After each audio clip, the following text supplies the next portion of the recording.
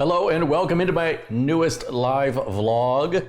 And let's see, today's, what is today? Monday, the 22nd of October. Oh, we're closing in on the end of October awfully quick, aren't we?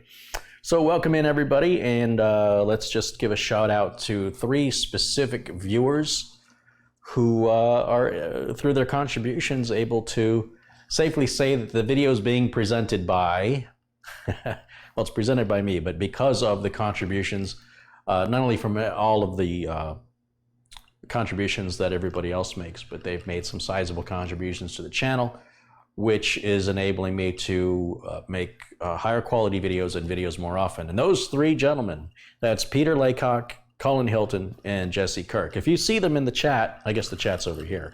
If you see them in the chat, be sure and say hello and say thank you to them, because they're effectively my sponsor for the rest of this month and well into next month for that matter. So be sure and let them know that you appreciate their generosity. And of course, for everybody else that, you know, those other contributions, those all add up, and I do appreciate each and every one of them. They all go back into the channel. I want to emphasize that. When you see me buy a Ferrari, you know it's gone to my head and I'm making money. I don't see that happening anytime soon, so rest easy, my friends. So a lot has been going on. So let's talk about what I've got to get done.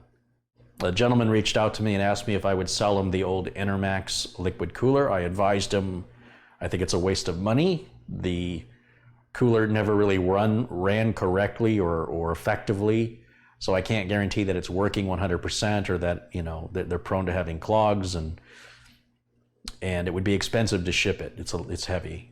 So he said, that's fine, I still want it. As long as I have everything, the instructions, the mounting hardware, great, well, keep it out of the landfill, it's fine with me. So I've got to get that boxed up today.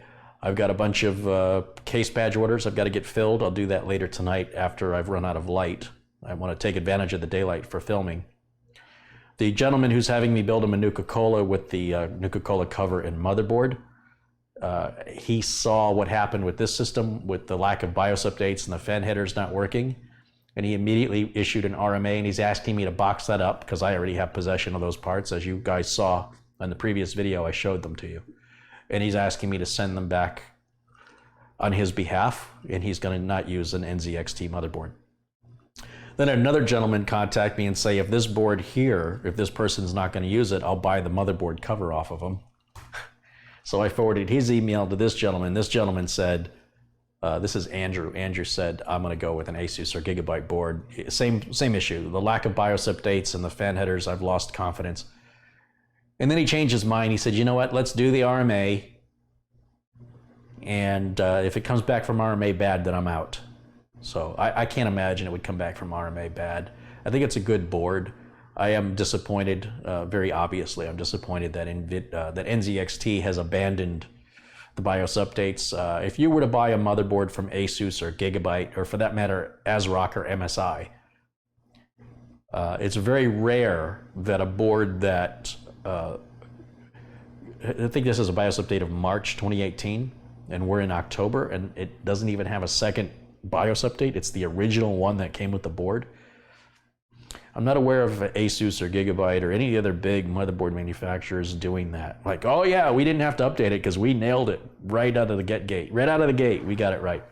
No, I think they don't want to spend any money in development, or they contracted through the motherboard manufacturer and perhaps the BIOS updates aren't included in their deal. They got to pay more. I don't know what the details of that is, but clearly NZXT does not make the motherboard, and the choice of manufacturer they picked was a poor one.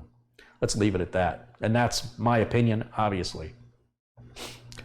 You'll see a couple videos coming up, a little unrelated to computers soon. I'm going to talk about why I will never own another Hyundai automobile. And I'm going to share with you with everything from the horrible, nightmarish purchasing experience to the horrible, nightmarish ownership experience, and all the surprises that Hyundai hit me with after I signed the contract, as well as talk about the dealerships. There seems to be a lack of trust in the entire Hyundai corporation, and dealerships require customers to sign affidavits for warranty work in order to protect them from their parent company accusing them of filing false warranty claims. So there's a lack of distrust in general from Hyundai, the way Hyundai treats its own employees, their own partners and contractors, and their own customers. As far as they're concerned, everybody's a schemer. And if you're a schemer, then Hyundai is the right car for you. Apparently, that's their target audience, are schemers, con artists. If you're a proud,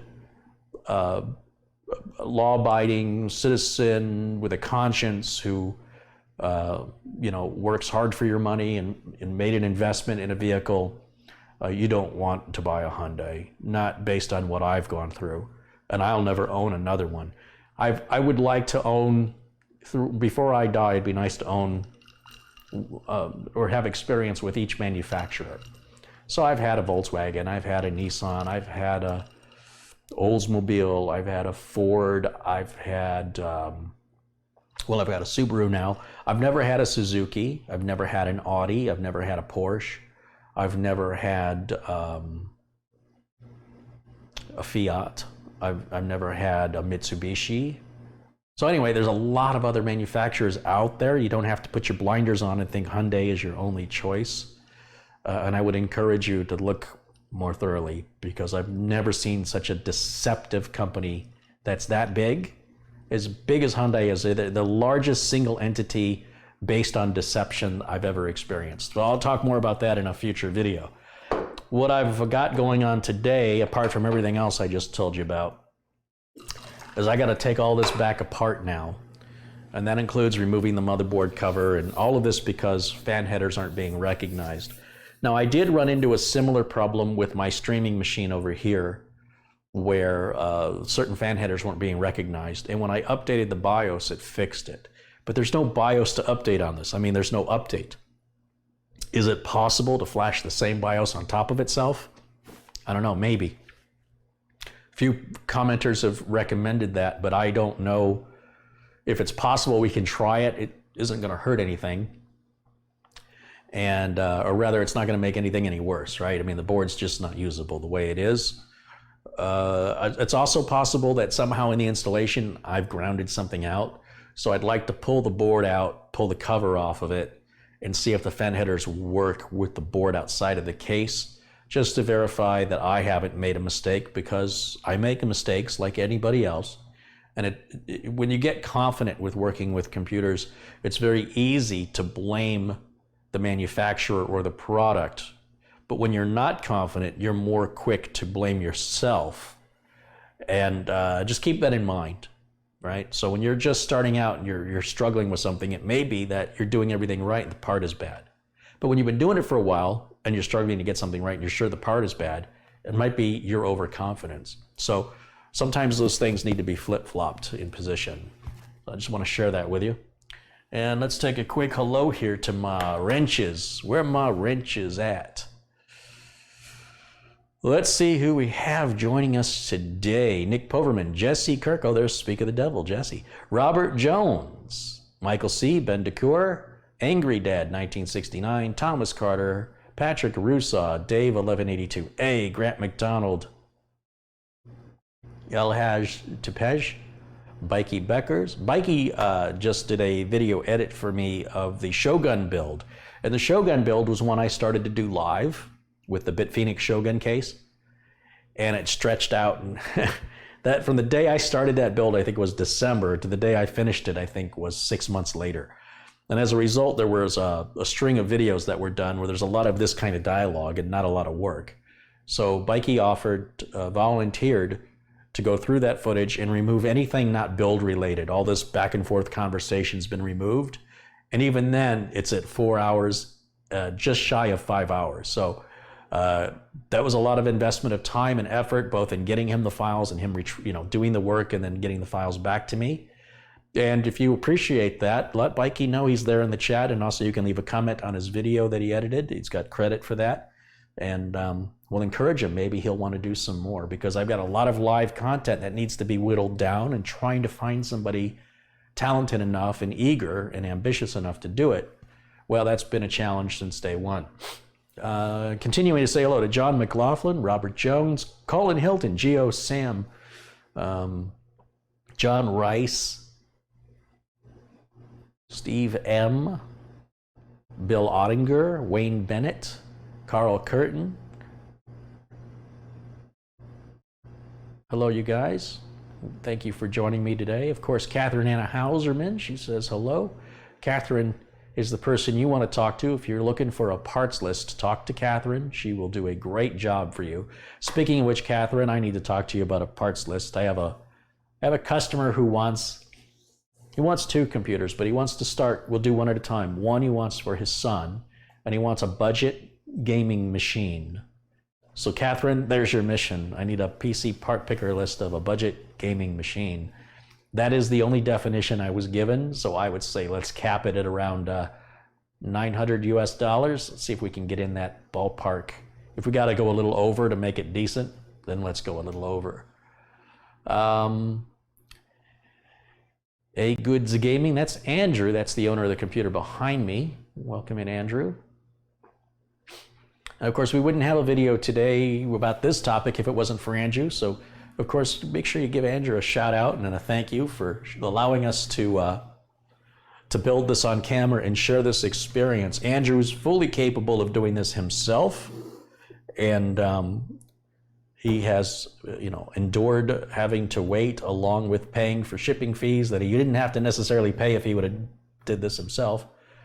So thank you to Andrew and his generosity for that. He's not giving us the computer. We don't want, I don't need it, but he's giving us the opportunity for content, and that's awesome. So, I am, as I say before, and I say it, I'll keep saying it, trying to create a community here where we help each other, and this is just a prime example of that. So, a shout out to Andrew for that.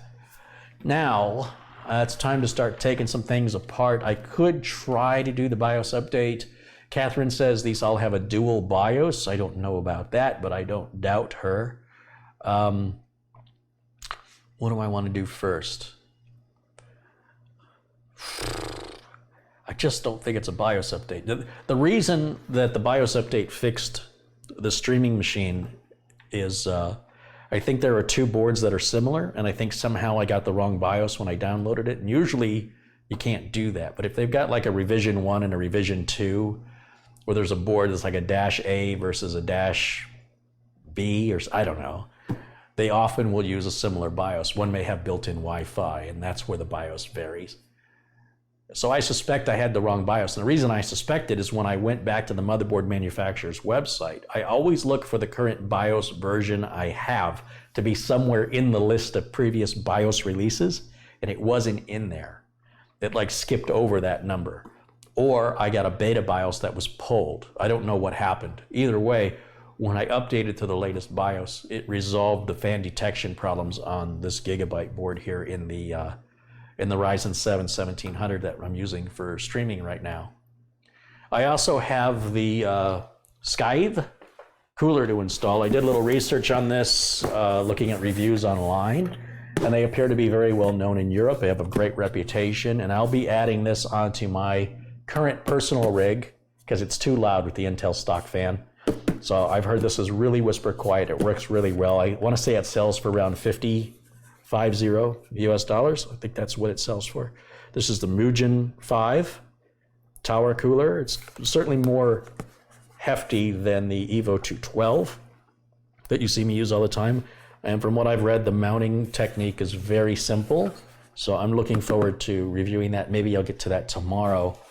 I also have to add another 1 terabyte of storage onto my personal rig because my hard drive, I just have a team 1 terabyte drive in there, and it's got over 900 gigs on it, so I need to add another one. I've got a spare one, brand new in a box. So I'm going to add a drive so I have room for, video projects and downloads.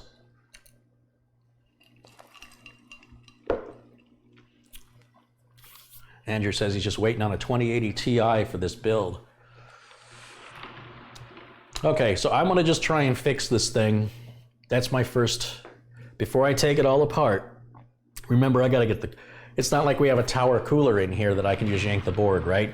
When I yank the board and I set it down, I've got no cooling solution to run it outside of the case, which is going to suck. But it is what it is. So This happens. It's really, you know, the thought of taking it back apart, you're just like, oh, but it takes like 4 minutes to take the whole thing apart. It's really not a big deal. What I don't like moving backwards. I've got so much work ahead of me that every time I have to take a step back, it's delaying the other work that's still waiting. That's what frustrates me. But it's nobody's fault. You know, the parts were packed well, nothing was mishandled, nothing was dropped. The only thing I can think of is the installation of the cover requires quite a bit of flexing on the board.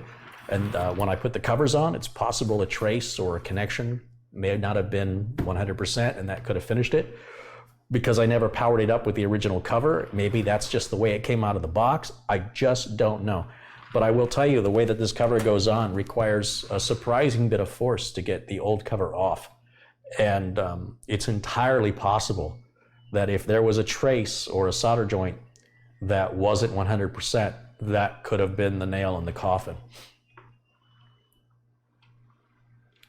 Andrew says, I'm in no rush for this, do it whenever. Well, so my problem, Andrew, really is that I want to get your computer to a point, for example, if I can fix it, then I can get it out of here, right? You can have it, or I can at least set it aside, if whatever, I can move on to the next one. But so long as it remains in a limbo, I'm sort of stuck.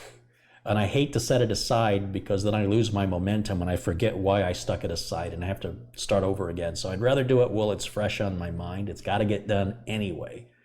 And, you know, if we're lucky, maybe the fan issue will get resolved through the process. And then the computer can be shipped to you at that point, you know, if that's all it is. On the other hand, if you're going to provide me with an RMA to send the board back, the board will have to be out of it. The M.2 drive has to be removed, and the RAM has to be taken out. The little CPU cover has to go on, and the CPU has to come out. Might as well do that now. And then at least that way I can get it in a box, take it to the post office, and get it shipped out. And the sooner I get it back, the sooner I can put it back together, and the sooner you can have it. And it's all just more content for YouTube at the end of the day. So we're all good. We're all good.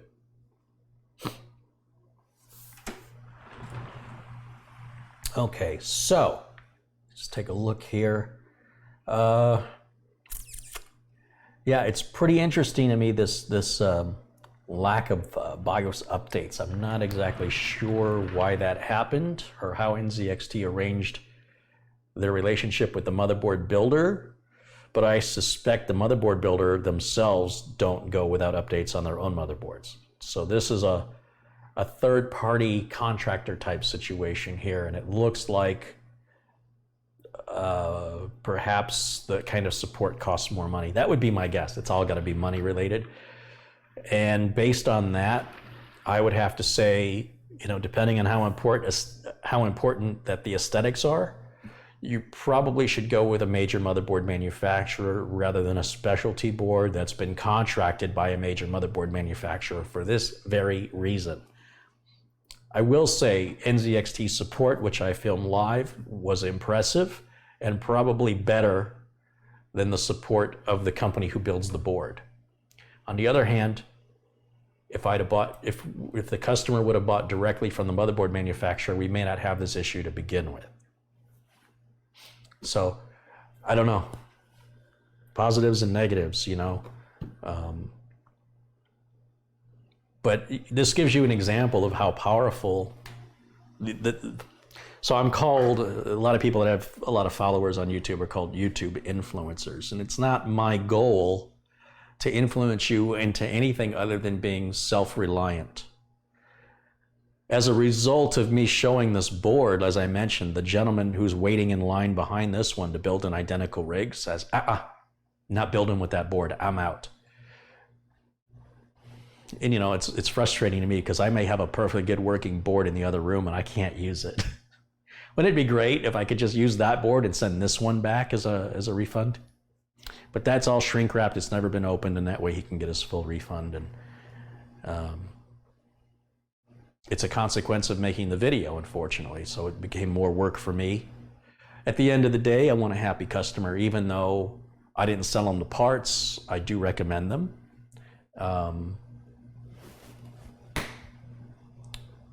And this is surprising. But again, maybe it's my fault. Maybe it's my fault. Maybe we're blaming NZXT for something I did. I don't know. So I think what I'll do is try and flash the BIOS again before I take anything apart.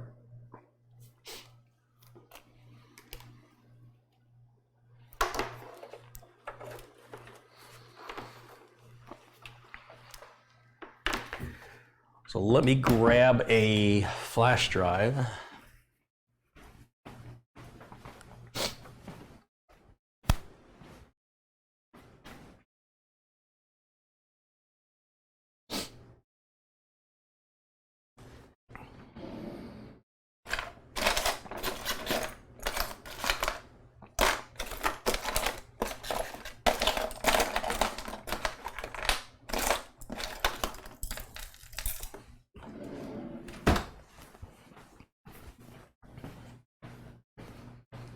Okay. And let's plug this in back here.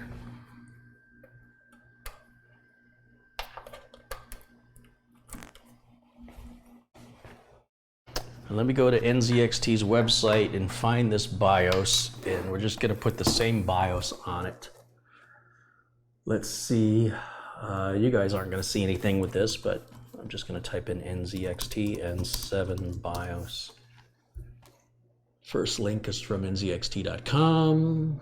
There's the board. $275 is a lot of money for this motherboard. That's a lot of money. But that cover, you know, they sell the cover for, well, the painted cover's $50 just for the motherboard cover.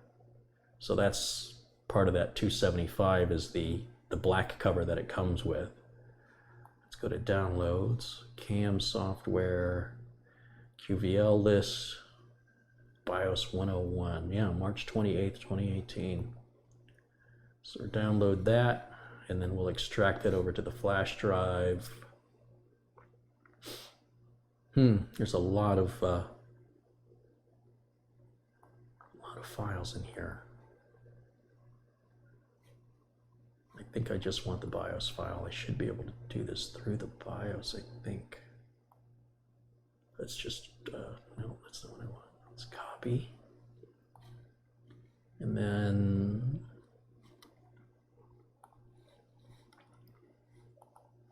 paste.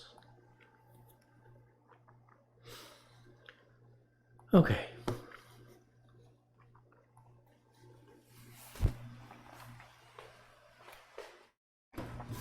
Let me eject the flash drive.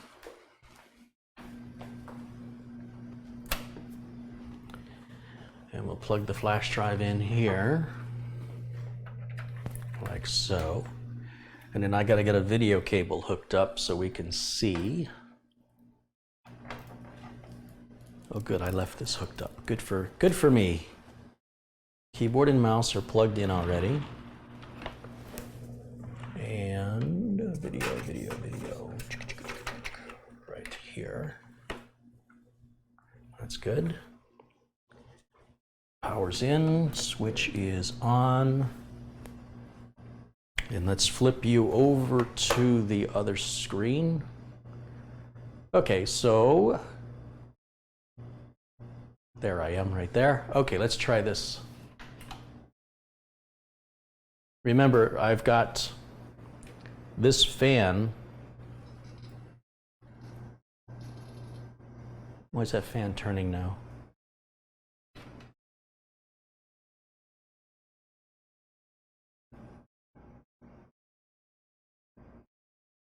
All the fans are turning. Why are the fans turning now? Plug it from there.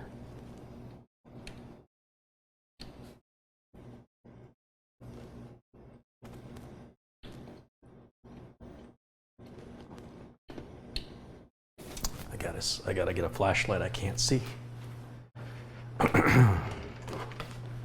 Why are my fans turning now?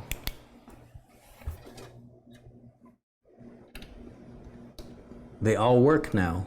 What is going on? They weren't working the other day and I haven't done anything. I have not touched it. That's crazy. Everything is working like it's supposed to, right? Are you kidding me? What is going on? Ladies and gentlemen, welcome to the wonderful world of IT, where the inexplicable happens and corrects itself without cause or reason known to man. Let me bring up the cam software and see if that recognizes remember, the other fans were shaded out before. Hey, listen, if I don't have to do the work, you know, I'm happy. But, geez, I would like it to make sense. Is that too much to ask? What is happening? Where's my cam software? Cam.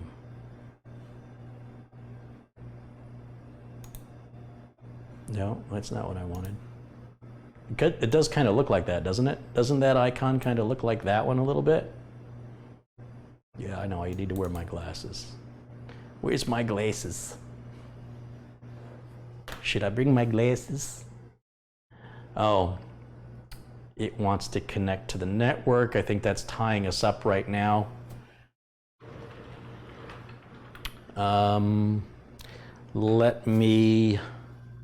Let me address this. Let's get a network connection going. I suppose I can just use this Wi-Fi. I hate taking this stuff off of here, the way they do it. It's such a pain to remove it.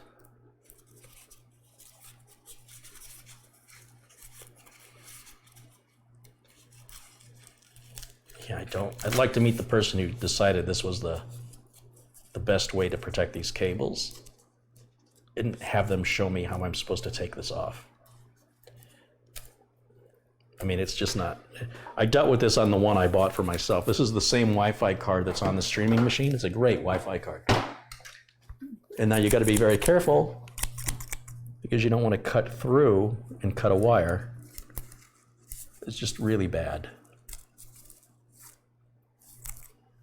High tech, and we're using Scotch tape and pieces of paper to protect it. Ridiculous. By the way, I'm pretty sure if that was shipped without anything over it, I'm pretty sure that there wouldn't be any damage at all. But hey, what do I know? What do I know? Okay.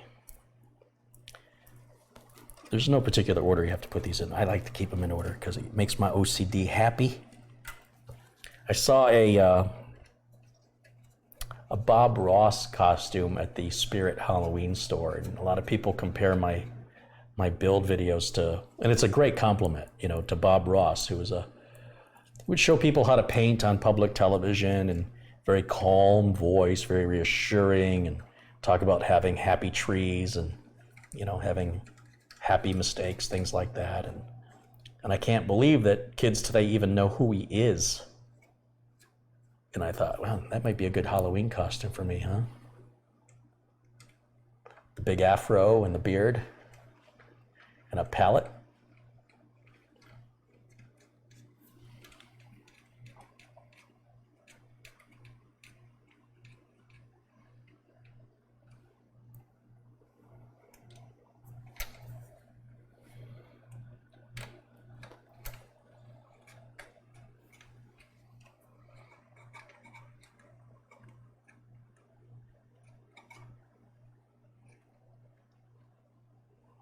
Go. And now I should be able to see my Wi-Fi networks around me. There we go.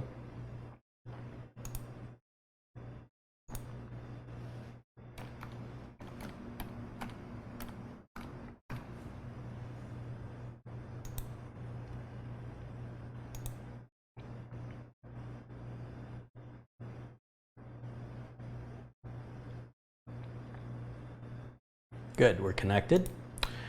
Now, will the cam software run? Kind of opens and closes. What's that all about? Oh, there it goes. Isn't that interesting that it didn't run at all with no error messages without internet access? It's as if nobody thought to test it without internet access. Another little drop in the ball there at NZXT. All right, so let's go to the fan controller. Ah, it auto-detects fan 1 now. Would you look at that? Now, what do you suppose will happen if I disconnect from fan 1? Does that shade out?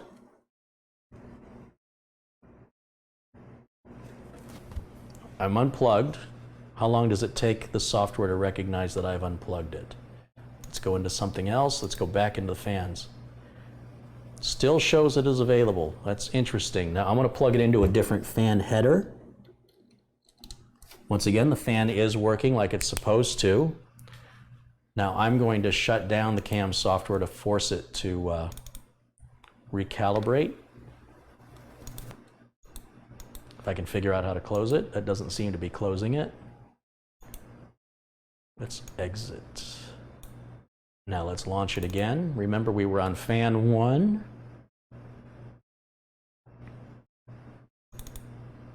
Come on, what's going on? So one of the delays it has in starting up, apparently apart from looking at internet access, is it's also checking what fans are plugged in. Normally you would not plug a fan in while the system is powered up. That's not good. You do not want to do what you see me do here. I'm doing it out of efficiency. I don't want to have to keep restarting, but I might, you know, that's the way you're supposed to do it. See, I can't even get the cam software to start now. So let's go ahead and restart. And ideally, you would have the system completely off, then you would move your fans. I'm trying to save time, and that usually ends up costing you more time.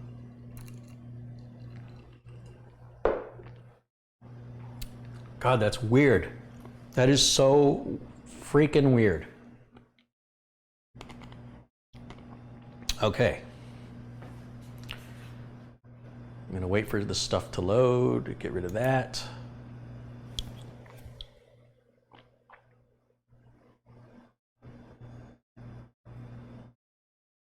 Very good. Cam software, continue in guest mode. And this is why I say you got to stop listening to people on the internet. There's several people that are kept, or it was one person being very annoying, telling me you had to sign into the cam software to have access to these fans. And I pointed out that anytime any features require you to be signed in, the cam software tells you you have to sign in. That's how I know for a fact you don't have to be signed into an account. But don't let that stop people from the internet spouting off inaccurate information and acting self-righteous as if they know what they're talking about when they clearly don't have a clue. And they go, man, I was just trying to help. That's not helping. Offering information that you don't know as a fact that you're just repeating from somewhere else you heard is propagating potentially false information, and you're causing a conflict and a distraction from getting the job done. So if you really want to help, if you don't know the answer firsthand from experience, don't offer it. Or say, I read here at this link, this is what they say. Don't take credit for giving the wrong information. Why would you do that? So anyway, now we're on fan 2. You see it's detected wherever I plug the fan in, which is how it's supposed to work, and I have done nothing. I have literally done nothing to the system other than unplug it, power it off, and let it sit over the weekend.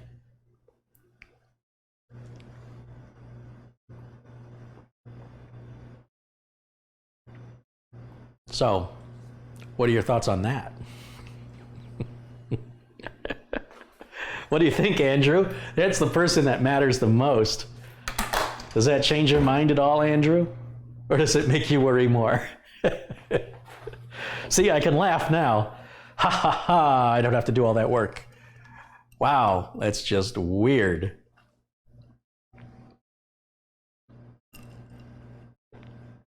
I have a ghost in the machine. It's a Nuka ghost. Did you reflash the BIOS? No. I have the BIOS flash drive plugged in. I just made it now live, and I was going to use it. When I turned the machine on, I saw the fans were turning, and I was like, wait a minute. That's what I'm trying to fix. Why are they turning now? So no, everything you saw me do to this machine has been done on camera. For this very reason. This is exactly why. There's too much false information on the internet, so when I can show you something live, you cannot refute it or dispute it. So yeah, that's very strange. You reinstalled the CAM software. That was the other day, and after I reinstalled the CAM software, it still didn't work. So what do you think? I think the firmware update. Well, we did the firmware update and it still didn't work. You guys, if you feel like you know the answer to this, you need to go back and watch the first video from yesterday where I go through all the diagnostic steps and nothing fixed it. The firmware did not fix it. Reinstalling the CAM software did not fix it. None of that fixed it. The machine was completely powered off and powered back on. It didn't fix it. The only thing that's changed is it was disconnected from the mains for 2 days. So if there was any sort of charge left in the capacitors, obviously that would not have had time to drain during a normal power off and power on. And simply unplugging the board or unplugging power, you have to leave it off for quite a few minutes before all the capacitors on the board drain. So it's possible that, let's say, the firmware update fixed it and that we never drain the power all the way to reset. That's not the way it's supposed to work. That's not the way a firmware update is supposed to apply. So given that, that's a far stretch. There's something else happening here, but clearly it's fishy. It's suspicious.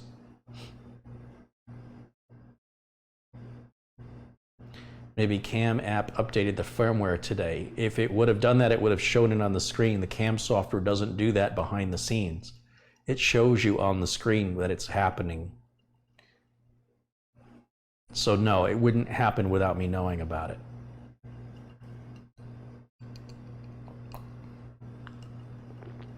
So it's bad sheet metal. That's what it is. It's bad sheet metal. Can you now control the fans from the BIOS? Well, I mean, in theory, if the CAM software sees it, then the BIOS sees it. So let's verify that. That's a good question. Let's take a look in the BIOS. Let's go ahead and shut this down. I got to use the right mouse though. Let's shut this down. Let's do this. Let's go control, update and security, troubleshoot, recovery. I gotta get a big screen. I can't see. Restart.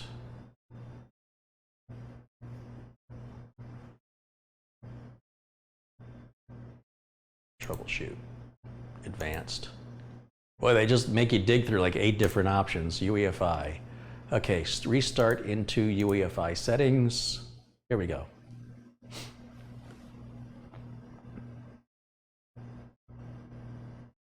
Okay, we are in the BIOS. Let's go to, let's see, we see 3 fans here. We don't see the 4th fan.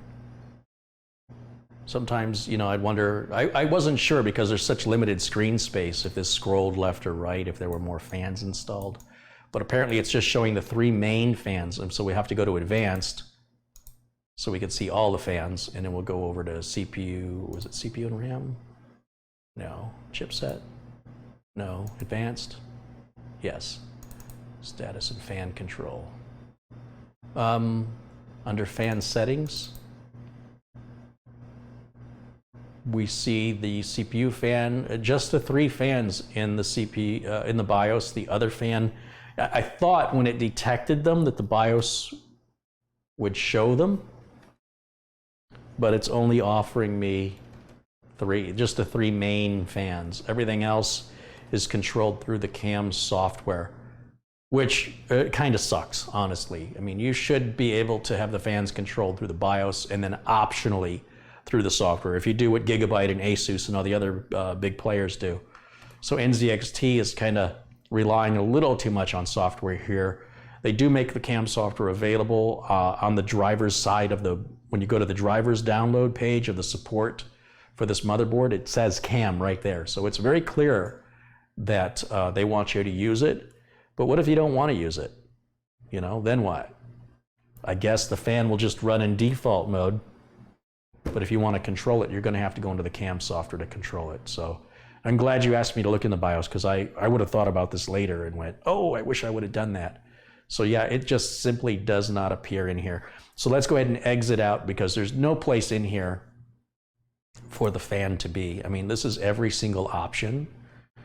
And that's just where we were, was under fan controls, and it's just not there. So if it's not under fan controls, I mean, for crying out loud, you think they would bury it somewhere else? It's just not here.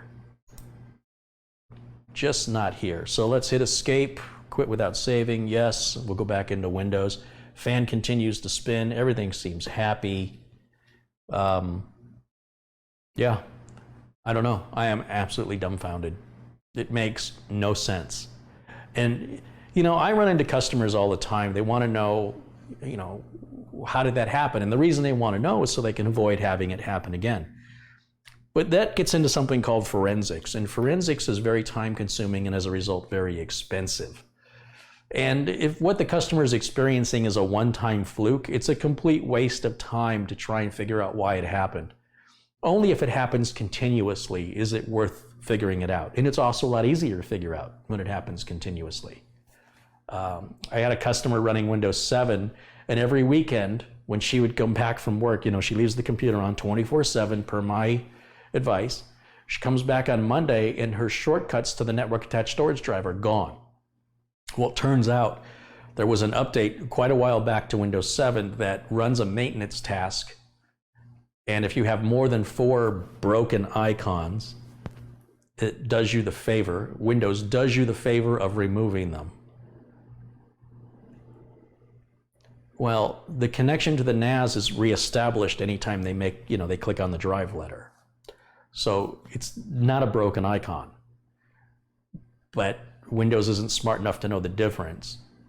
In Windows Fix, Microsoft says you should reduce the number of broken icons to less than 4. Idiots. Or you can go into the task, I think it's in the task scheduler, and you can, it's under maintenance, and you tell it to stop running the damn maintenance, which, by the way, doesn't help the temp files from building up in Windows 7 to the point that the hard drive's filled and starts crashing. So for one reason or another, it's only happening on one of the 10 computers at the office.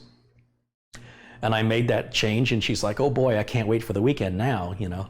She came back on Monday, she goes, my icons are still here. And then today is Monday, and I haven't heard from her. This will be the 3rd Monday in a row. Her icons haven't vanished off her desktop. Isn't that amazing?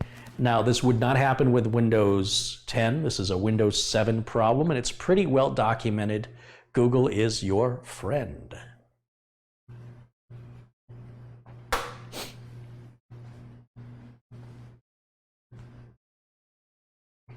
Let me look through the comments and see what I've missed here.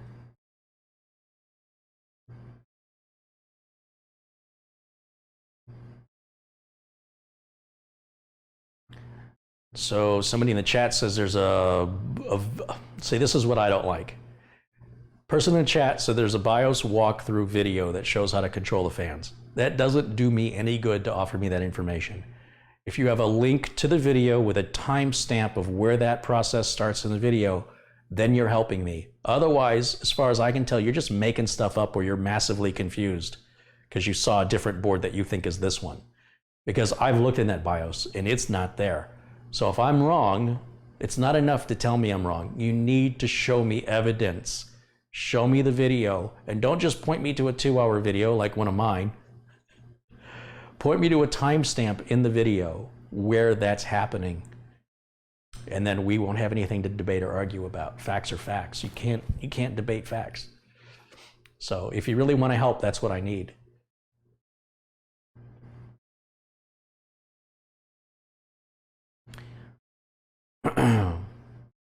Changing the fan mode from normal to manual. We did that in the BIOS yesterday, and it just offers settings for that specific fan header. That's all it does.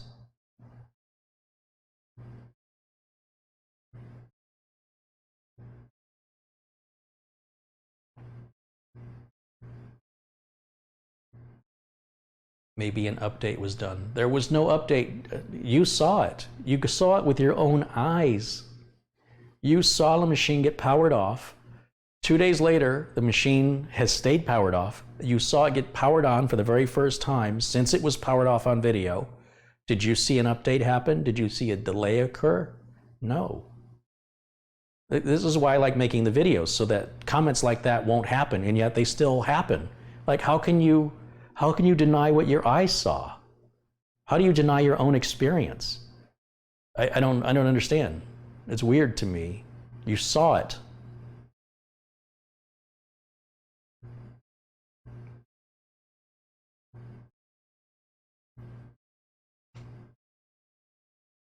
Carrie, now is the other customer going to want to keep the motherboard? I'll ask him, but I got a feeling he's still not going to want it for lack of BIOS updates and the fact that there's no explanation behind why this happened. I don't think that's gaining him any confidence. And his board is probably fine. There's no reason for him to think he's got a bad board. I think he's just, his confidence has been shattered with NZXT's lack of support on the board. Are there any paw prints in the case? Now that's a good question. There's no cats in this house, and the dogs don't get up on the counters because they're well behaved. You think Jimmy fixed it or Lyle fixed it over the weekend when we were gone? They were like, this guy's an idiot. I'm just going to take care of this for him. For crying out loud, I'm tired of watching him suffer. Come on, Jimmy, hand me the screwdriver.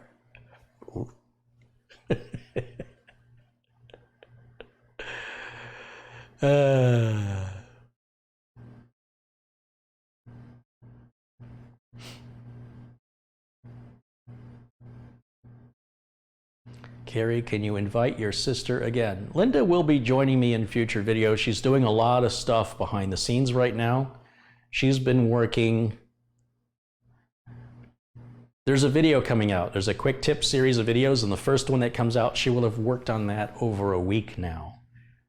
And that video is maybe 4 minutes long, but she's just learning, and I'm sure that the future videos that she edits and puts together will happen much faster. But I want you guys to know she is working behind the scenes, and she's putting a lot of effort, not only into that, but also looking into possible merchandising options, looking for potential sponsors, looking for other video platforms where we can have exclusive content for subscribers, paid subscribers. I put a lot on her plate, and she's doing a great job. And you know, it's not a full-time thing for her. She's got a regular gig too, just like me. I work as a computer tech and doing the YouTube stuff. And as you can obviously tell, I've been doing a lot more YouTube stuff. So what that's telling you, if you can read into that,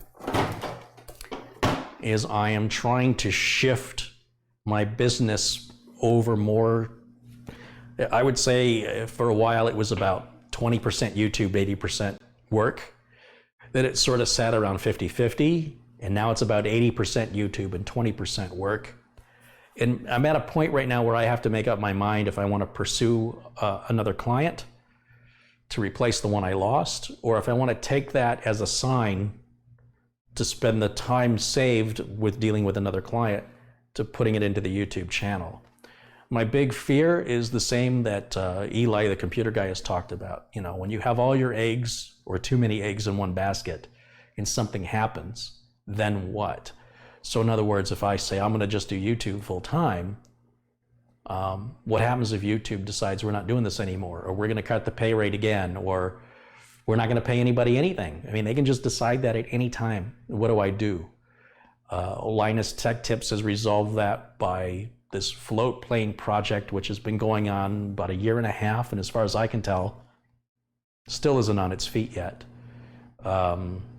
If it is, it's weird because the website doesn't seem finished, and every dialogue I find about it is from 2017, like back in February, January of 2017.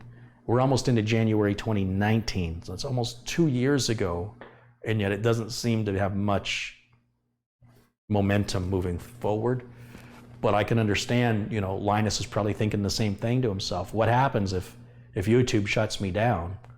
What do I do? And he's got employees to take care of and you know, a family to feed and a house, and this is his whole thing. This is all he's got. It's all in one basket.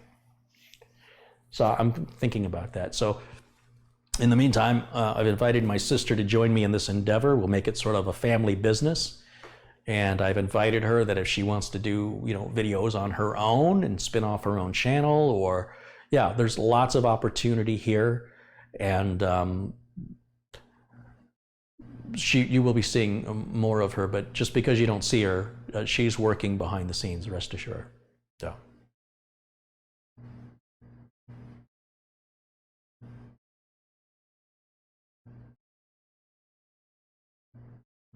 Tom Scott says, how's it going, Carrie? It's going pretty good, Tom. Hope you're doing well. Did Mitch sneak in when you were not home and fixed it? The dogs would let me know. That's the other thing. Mitch and I need to finish our project this week. So I'm hoping to at least get the filming done and get it edited and uploaded here very, very soon.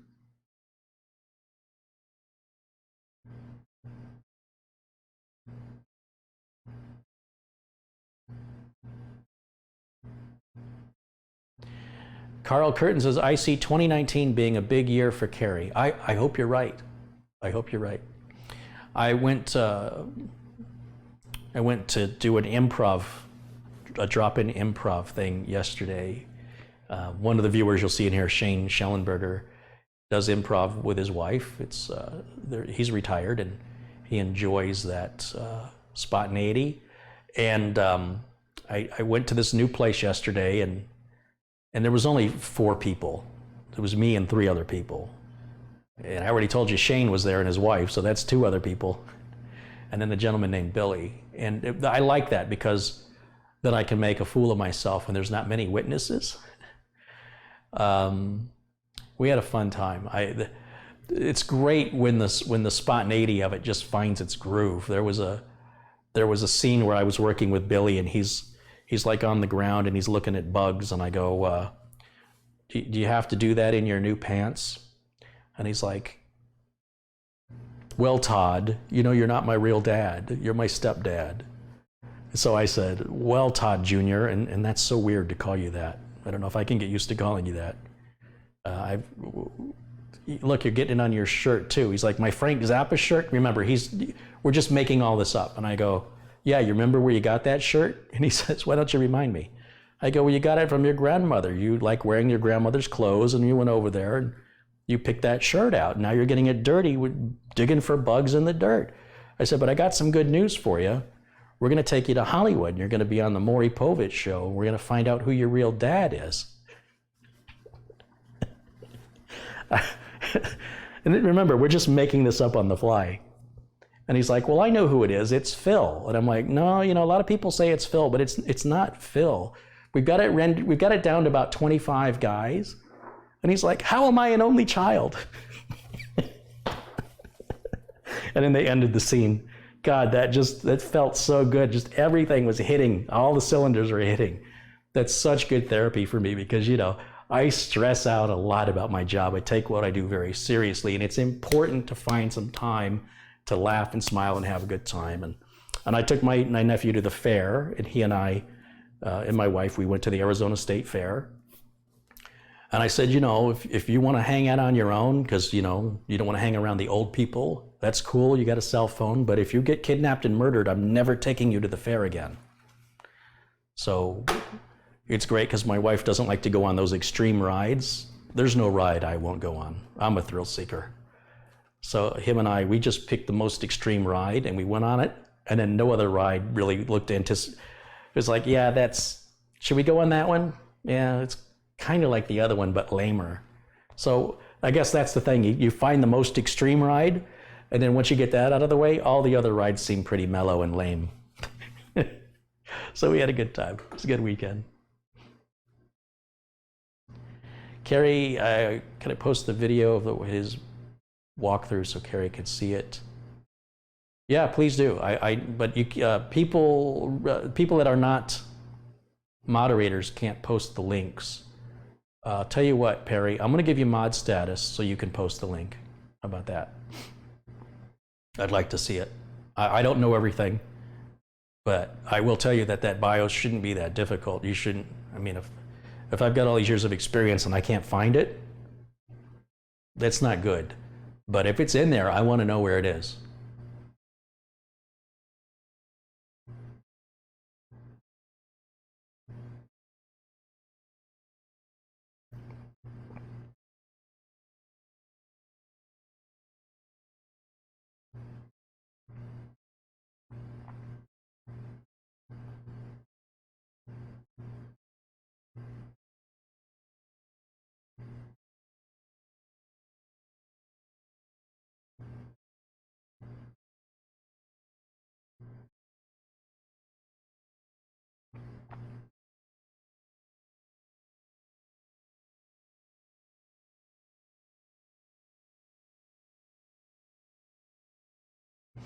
Chris's Tech Channel says, I tried to edit one of your videos. It's not going well.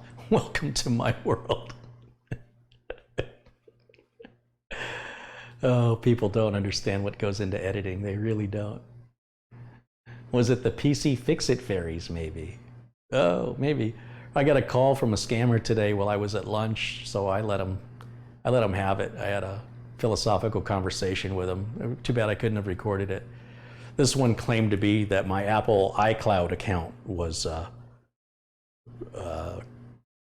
compromised, which is fascinating since I don't do anything with Apple at all.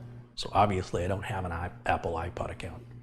So when the guy, it's like you got to push one to talk to somebody. So I push one and I just let him have it. I'm like, how do you sleep at night? You're not Apple support. Yes, I am. I go, just because you say yes, I am doesn't make you support. I know for a fact you're not Apple support. Yes, I am.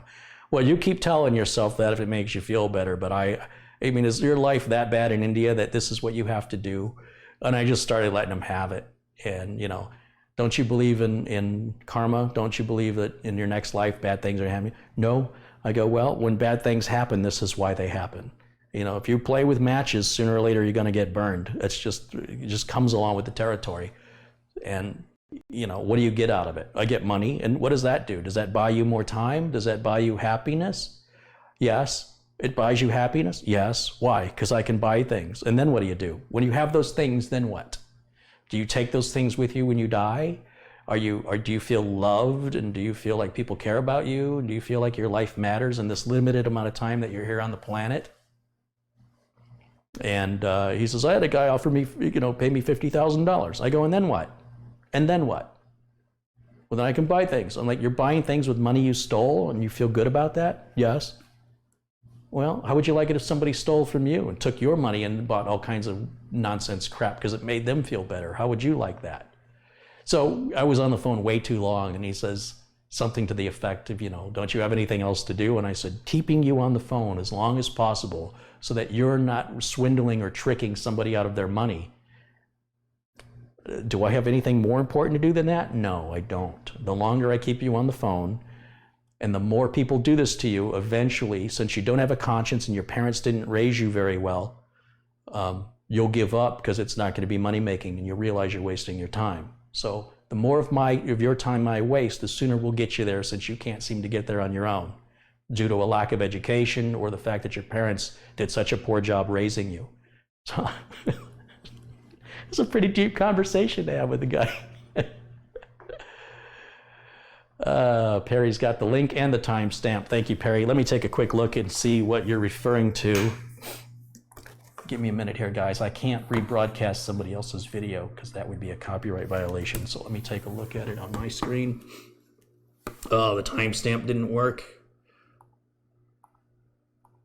Okay, I'm just going to jump through it. Yeah, we're still seeing the same fan information on the main screen.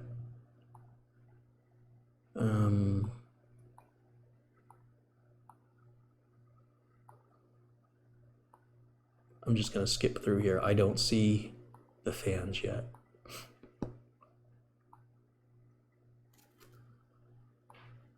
Memory config, Intel graphics, CPU voltage,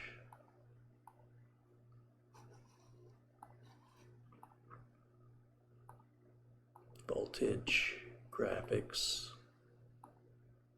Boy, he spends a lot of time. Okay, fan mode. So he's in CPU fan. He only has a choice of 3 fans. That's all he's got, 3 fans. All-in-one fan, pump fan, and CPU fan. That's it.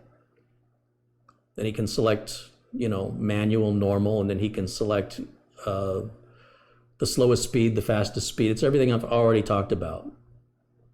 There's no options for any other fans at all. It just doesn't exist. It's just not there.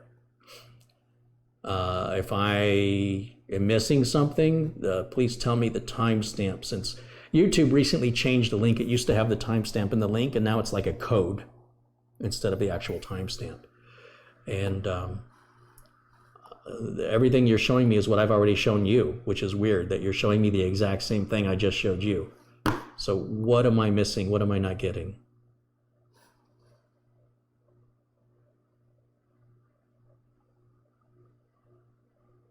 Donnie Seegers contributed $5. He says it was 61 degrees outside this morning here in Florida. Nice.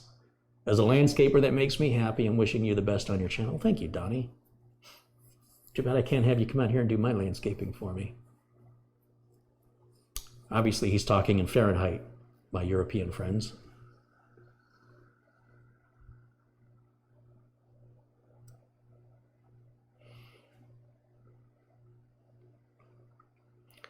It's just not there. So Perry says, I thought that those did something. Okay, sorry then. Yeah, well, I appreciate the thought. I was hoping that you knew something I didn't with regards to these fans. It's just not there. Brightech removed all CAM and NZXT software. Yeah, I didn't. So I'm not quite sure what.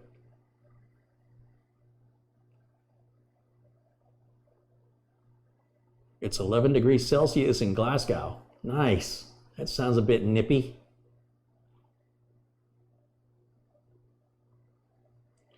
Keith is confirming there's nothing missing.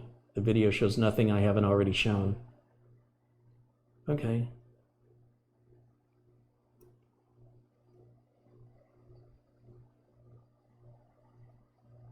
Okay, so there you have it. That wasn't very painful at all.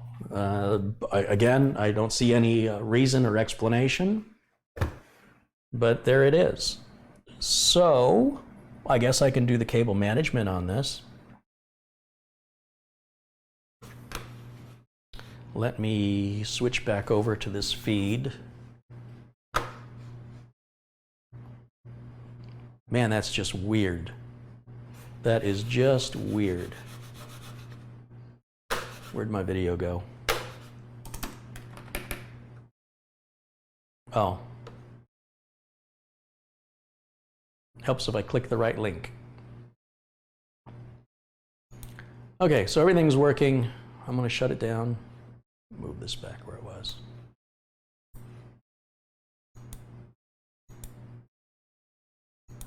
There we go. Shuts down fast, doesn't it? Very good, very good. So I guess I can erase this flash drive. I didn't need the BIOS after all. All of that was for nothing. Set that there. We'll deal with this later. And this can be set aside because everything else is just basically, I guess, cable management. Let's get the dongle unplugged here.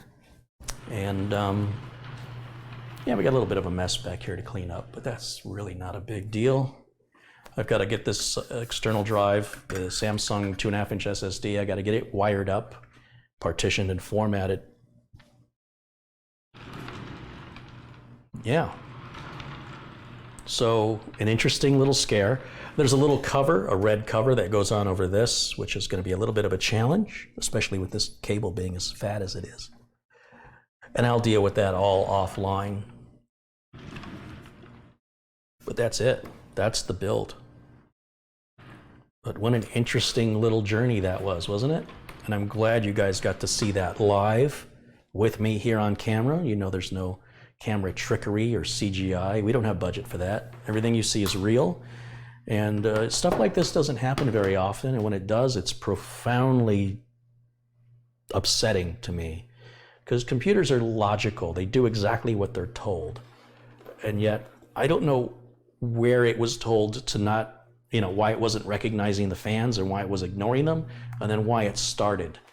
Other than, obviously, having it off for that period of time with no power.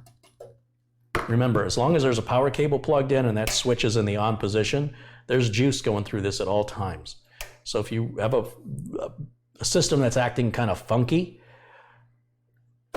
unplug it, physically unplug it, leave it unplugged for, 20 minutes, an hour, go to bed, leave it unplugged overnight. It's pretty unusual. It's not normal, but sometimes because you don't know how long it's going to take for the capacitors to drain, better to leave it off much longer than you need to. I also have the RGB lighting that I stuck up here in the front. That has to be all hooked up. You'll see there's a strip right here. That's just a magnetic strip.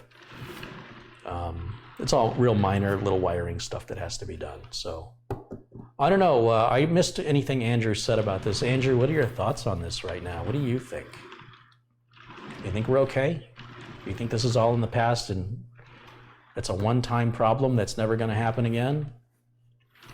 Or is your confidence completely lost on NZXT's motherboard? I'm just curious.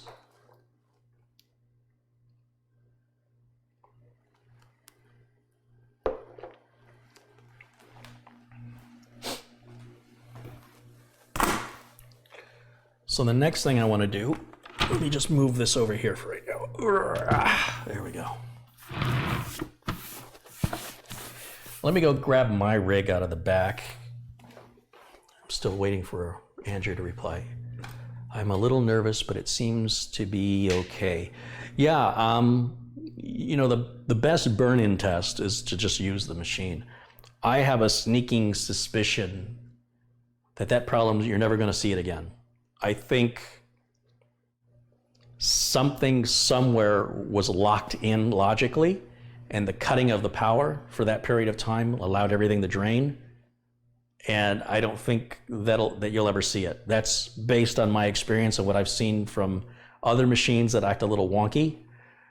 But the best test is to just use it, So I'll try firing it up from time to time while I've got it, just to make sure it all continues to work like it should. Leave it unplugged, plug it in, leave it plugged in overnight, turn it back on. It should operate normally, and I fully expect it will. Winston has contributed to $2 Canadian. I see a ghost PC and a gift coming. Very nice, Winston. I look forward to that. Was it not in today's mail? I've already got today's mail.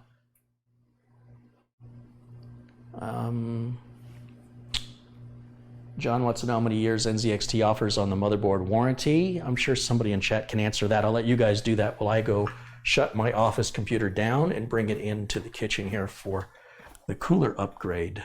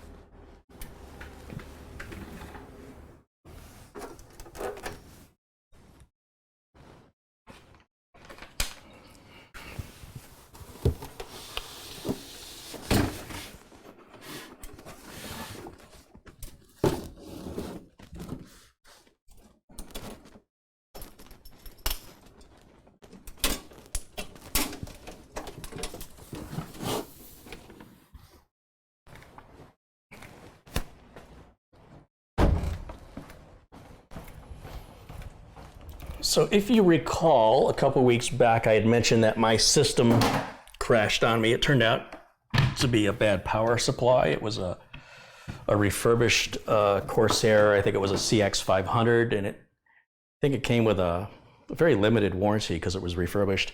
It lasted just over 2 years.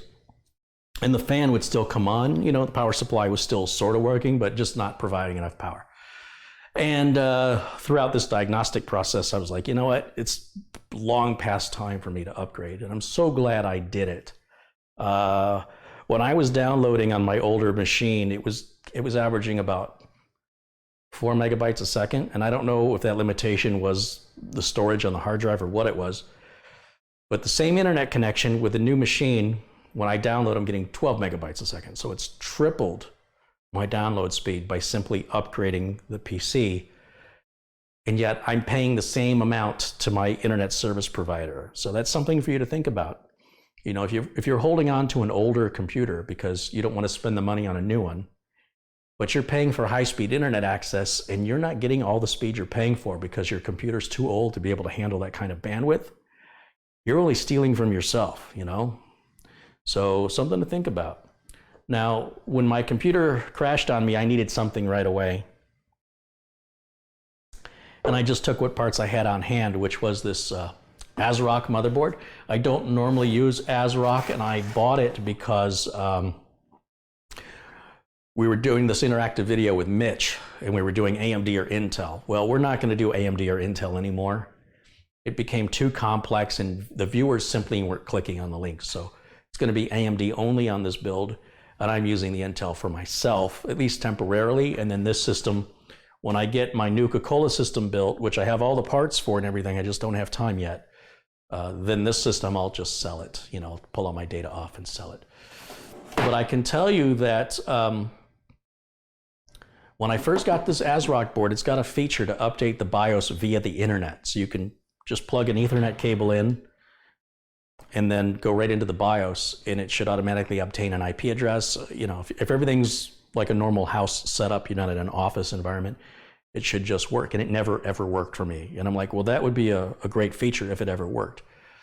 Well, I tried it the other day and it did actually work. So I don't know, must have been something on the ASRock server side. You'll see that the barcode's been cut out of the box. That's because there was a rebate. ASRock sent that rebate within, I'd say, 3 weeks. I mean, it was fast. I'm so used to sending in rebates and then I have to wait 6 to 8 weeks and I forget about them. This one was quick. So kudos to whoever is doing ASRock's rebates because they don't make you wait. I put a date on here, built September 2018, so I have an idea of how old it is. And this was never intended to be my machine. When I bought it, that wasn't my intent, but that's the way life is. I needed something, and I'm so glad I did it. And I will say this, people that are hemming and hawing over whether or not to upgrade their machines, I've never had a customer regret it. Like the customer goes, man, they did the same thing I did. I don't want to have to reinstall all my stuff. I got to reconfigure the printer and the scanner and the email. I got to import my settings. I got to bring in my bookmarks. I got to bring in my pictures and my documents. And I got to reload Office and reactivate Office. And then I have to install my MP3 tag software. So when I have my MP3s, I can tag them appropriately. I got to put PowerDirector on there, and then I got to put the updates on that. And I got to reactivate that. And I got to put the video driver on and the sound driver and the network driver. So what? All that time you spent thinking about it was half the time it would have taken you to do it. And the more you just keep thinking about it, I really need to do it, but I don't want to. You end up thinking about it longer than it takes you to do it by 10 times as much. I have learned this. If I walk by the sink and there's dishes in the sink and it bothers me, I'm like, oh, there's dishes in the sink. And then I walk by it, you know, the next day, there's still dishes in the sink. You know how long it takes me to clear the sink out of dishes? 4 minutes, tops. If it's maxed out full, it doesn't take very long. But I will spend all this time and anxiety and frustration going through it in my head, much more than 4 minutes worth. So just do it, get it done, and you'll be glad. You'll be so glad when it's done. I know I am. And even knowing that, I still am surprised at how my behavior mimicked that of many of my customers. I think maybe it's addictive. What is this, you ask? This is a 4-port USB 3.0 hub, which for some reason is only giving me USB 2 speeds. So I think the hub is bad. It's got power to it. You've got to have power to it. and it just runs basically just a USB 3 cable out to a USB 3 header or plug. And I can plug a flash drive in directly to the USB 3 back here, and I get USB 3 speeds. And I can plug the same flash drive in here, and I get USB 2 speeds on all 4 of these ports. I can plug the same flash drive in up here, and I get USB 3 speeds. So something's wrong with this. Now, these sell for about $22 on Amazon with free shipping. And I like having, front USB ports up here. I used to put memory card readers in. I really don't need them anymore. So what I want to do right now is fire this up, and let's run Prime 95 on it, and let's get an idea of how this stock Intel cooler is running. And then we're going to replace the stock cooler with the Scythe, I'm not sure how to pronounce this, the Mugen 5, not even sure how to pronounce that. I've read good reviews about it. It's moderately priced. It's supposed to be quiet, it's supposed to have an easy install, and then we'll compare. It shouldn't be much of a comparison. I mean, they shouldn't be close. The Intel stock cooler is fine under normal use, but when you really push the system hard, it's going to overheat. I can virtually guarantee it, and it's going to get loud. So let's go ahead and plug this in and turn it on, and let's see, we need keyboard and mouse. Let's get that plugged in right up here. And then I need power. So yeah, the reason I haven't gotten around to replacing that front USB is, quite frankly, it works. And as long as it works, I can get my work done. It's just not working as fast. And you'll see this gold drive right in here. That's the Team 1 terabyte SSD, and I've got another one. They were on sale, so I bought them thinking, oh, well, I'll use them in something. And here we are, and I'm using it in something. So, yeah. So the only thing about using 2 of the same drive is when you go to format, it can be difficult to pick the right one. Sometimes you can look at a manufacturer name or a capacity to lead you to which drive is which. But since they're both made by the same company and have the same capacity, this sort of administrative side of this can be a little confusing, especially if they were both hooked up blank, right? So at least now this one's been used and this one has never been used. So that's one way I'll be able to tell them apart. And then once it's been partitioned and formatted, this will be drive letter D. This is and will remain drive letter C. And then my optical drive, my DVD reader writer, which is D now, that will become E, or I'll make it E. And that's the way it'll stay forever until I replace it. And I need my flash drive with my utilities on it. All right, this thing is fast. I have no complaints on the motherboard design, it's fine. I'm not using NVMe on this. I'm just strictly using nothing more than the Team SATA SSD, and this thing is fast, fast, fast. These drives have a 3-year warranty, and I hope you never have to use it, because I found Team's technical support and RMA process to be a bit lacking, but the price was right. So I'm willing to risk it, given that I've never seen an SSD fail, and I'm hoping I won't see one fail anytime soon. So let me, let's go to there we go. Let's go here. Let's turn this on. You'll see how fast this boots. As you recall, I replaced the rear fan and the front fan right up here. These are 120 millimeter fans. And you know, it runs pretty quiet, but when it really works, that's where it gets a little loud for me. And it's down in a little cubby. Well, it's not in a cubby. It's the way my desk is arranged in my office. It's up against sort of a wall where the sound bounces off of the wall, which is a great location for a subwoofer. Not so much for a fan, because it makes it seem louder than it really is. So let me go ahead and plug the flash drive in. Let's go back here, find an empty spot. And yeah, it's going to complain it doesn't have internet access. That's fine. That's fine. We don't need internet access. So let's do PC testing software. I got to make my screen bigger so I can see. hardware monitor. Let's go ahead and start. Yeah, hardware monitor, 64-bit. Yes. And let's run Prime 95.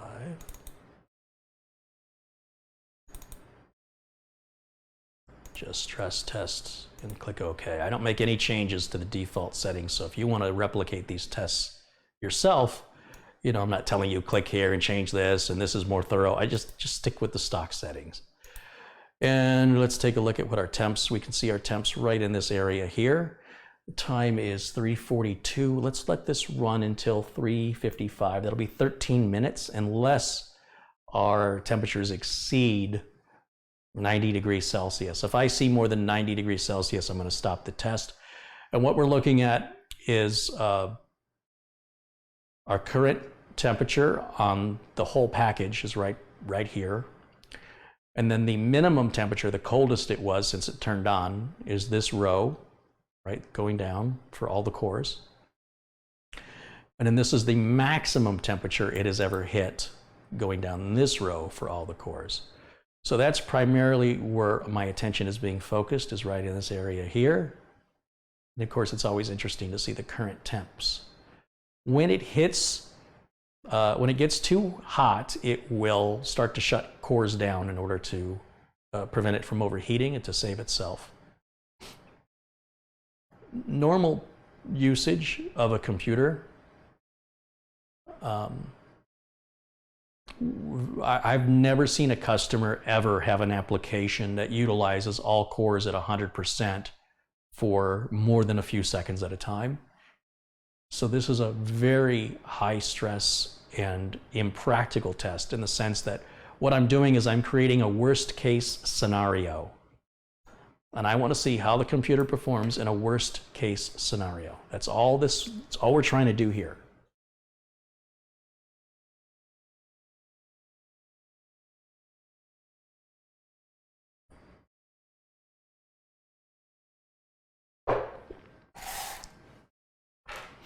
While that's running, I'm just going to look back through the comments and see what I've missed.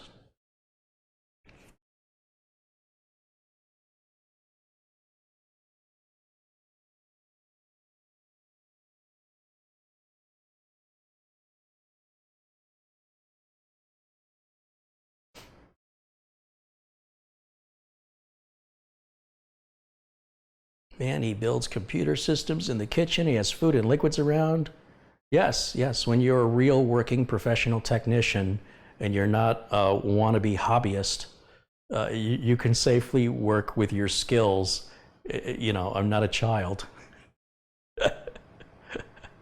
But yes, if you've never built a computer before, perhaps you should keep liquids and food away from your build. But the kitchen is a very great place to build a computer because it's very well lit. I've never seen carpet in a kitchen. It's pretty rare. Carpet creates static, so it's a natural anti-static or static-free area. And it's very well lit and a lot of counter space, so really recommend it. I see a lot of people who watch my videos end up building their computers in the kitchen because of how roomy and bright it is. And again, most kitchens, because food and liquids are involved, don't have carpeting, and you don't want to work on carpeting. But when you've been in the industry professionally for 27 years, you will do things differently than somebody who's just starting out, just because you've got experience and you have a much deeper understanding of how electronics work. A lot of beginners, there's just a lot of hocus pocus involved in ritualization that they don't necessarily know why they're doing what they're doing. They can't explain static electricity, so they just abide by what they've read or seen on the internet, which is, I don't like it. I think you should always understand why you're doing something. Bob the Bomb has contributed £5. You've inspired me to try and fix my dead Acer. Thanks for the video. So thank you, Bob. Let's make sure you're a moderator. Thank you for your contribution. Okay, let's see how we're doing on the temps. It's holding in there pretty good. Pretty good. Slowly getting a little louder. It's only been running for 4 minutes, so we'll just let it keep running. Let me go back to the chat room here.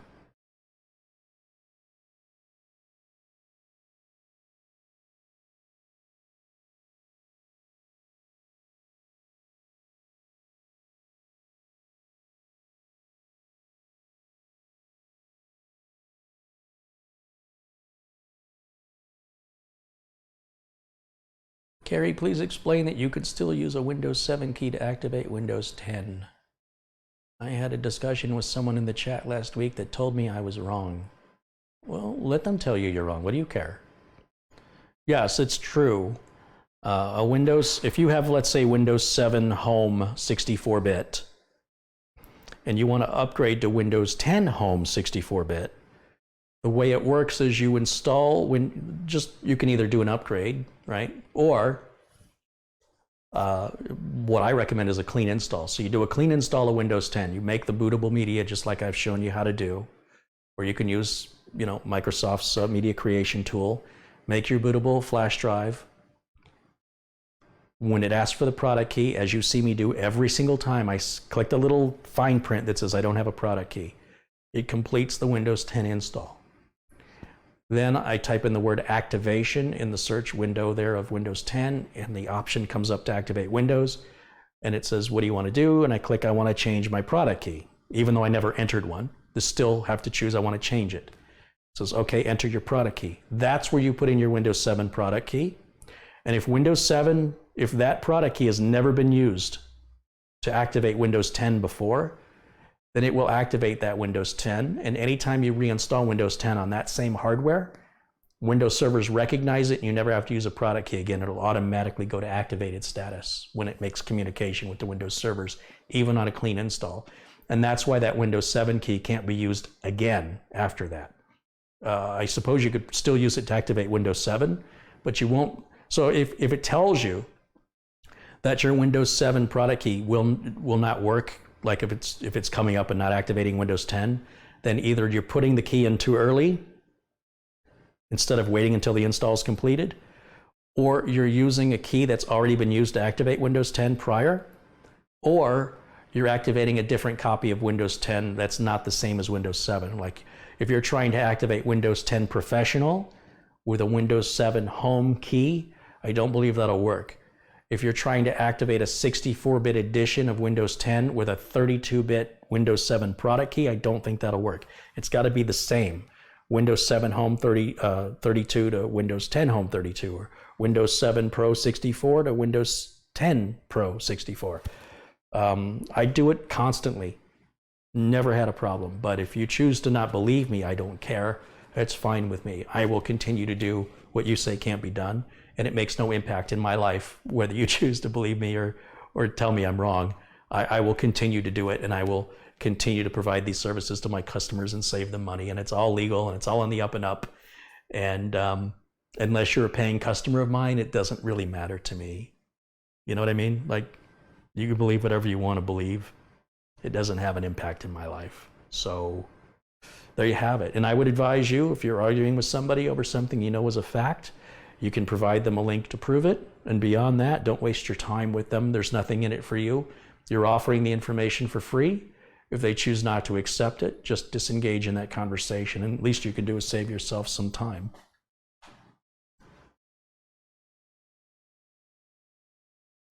Michael Shaw says, hey, Carrie, loving your videos as always. Well, thank you, Michael.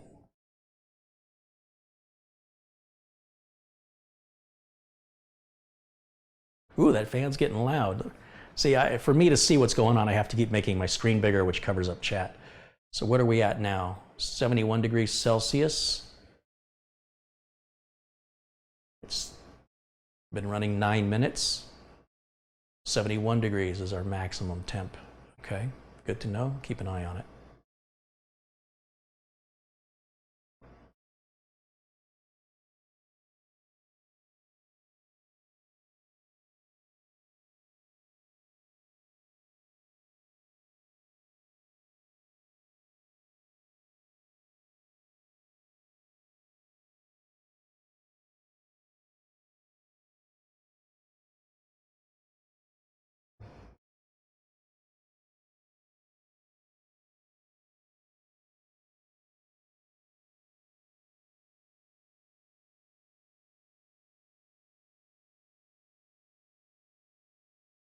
If you're running a pirated copy of Windows 7, like there's a lot of Windows 7, a lot of pirated copies of Windows 7 Enterprise, the Enterprise product key will not work on Windows 10. I mean, that's just Never going to happen. Microsoft's not giving away operating systems to enterprises. They never will.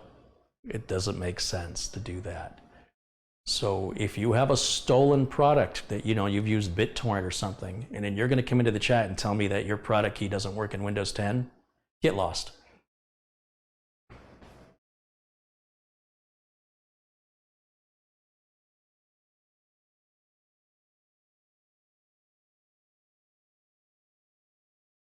Still at 71, which is good.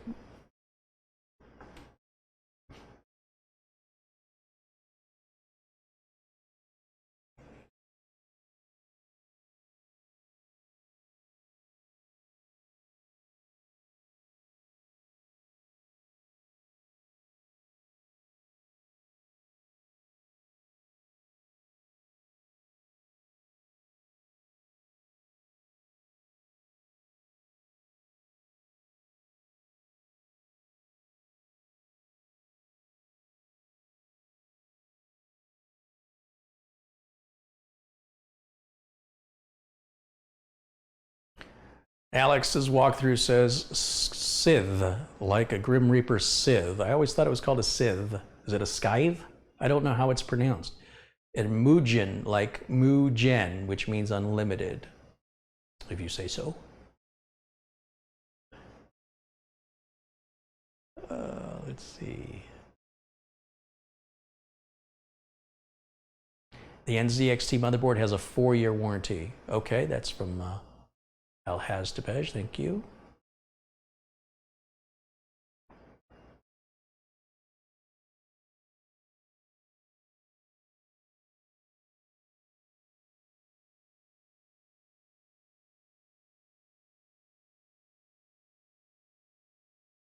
Paul 1961 says, I save Windows 7 keys of PCs that have been junked. That's a very smart thing to do because you can use those Windows 7 keys to activate Windows 10 on other machines.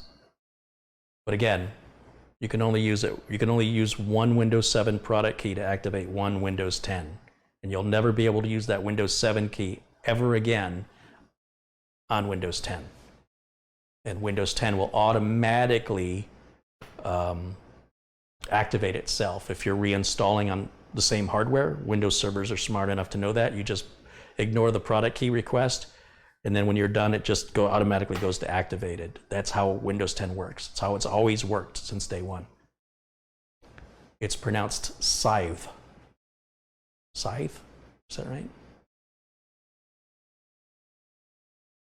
Scythe like wife. Huh. Might be more to it than that. You did not pay for those keys. That's irrelevant.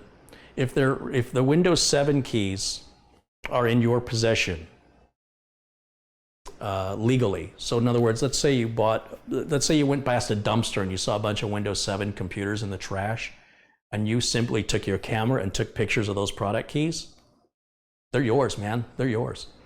There's no law being violated there. If you bought a refurbished PC that had a Windows 7 key and you upgrade that to 10 using that 7 product key, nothing violating any Microsoft rules. It's all on the up and up. It may be considered a loophole by some people, but I think it's done intentionally. Microsoft knows what they're doing. They want you to have Windows 10. They just don't want you to steal it.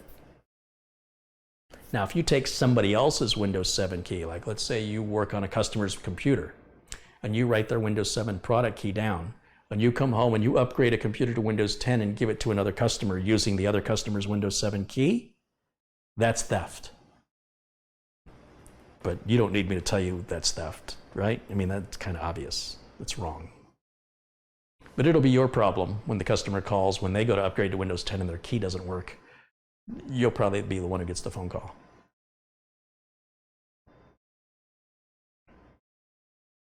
Where do you buy Windows from? I can get Windows from large sellers like Ingram Micro and places like that that sell to PC manufacturers.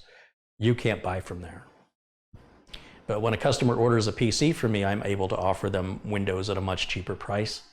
But I can't just sell Windows to anybody. I have to build the PC, or I violate Microsoft's terms. And given that I want to stay in business, it's probably not a good business decision to violate Microsoft's terms to make one customer happy or to make a couple customers happy and end up folding your business because now Microsoft won't cooperate with you. They're going to make life difficult. And why wouldn't they? So I take care of them. Still locked in at 71 degrees centigrade. That's really, really good. I'm surprised the stock cooler's working that well. And what's surprising to me is it doesn't sound anywhere near as loud as it does in my office. This fan is actually, it's pretty quiet, but for some reason it seems to echo a lot in my office. So let's, that's been more than enough time. So 71, let's remember 71. That was our maximum temp. And then let's go ahead and shut this down and get the cooler replaced.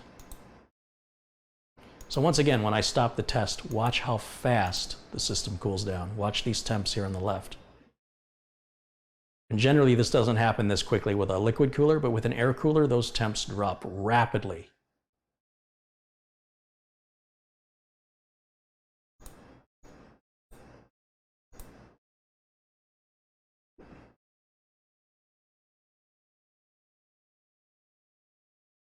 So anyway, let's go ahead and shut her down. Shut her down. There we go. And then we'll switch back over to the main.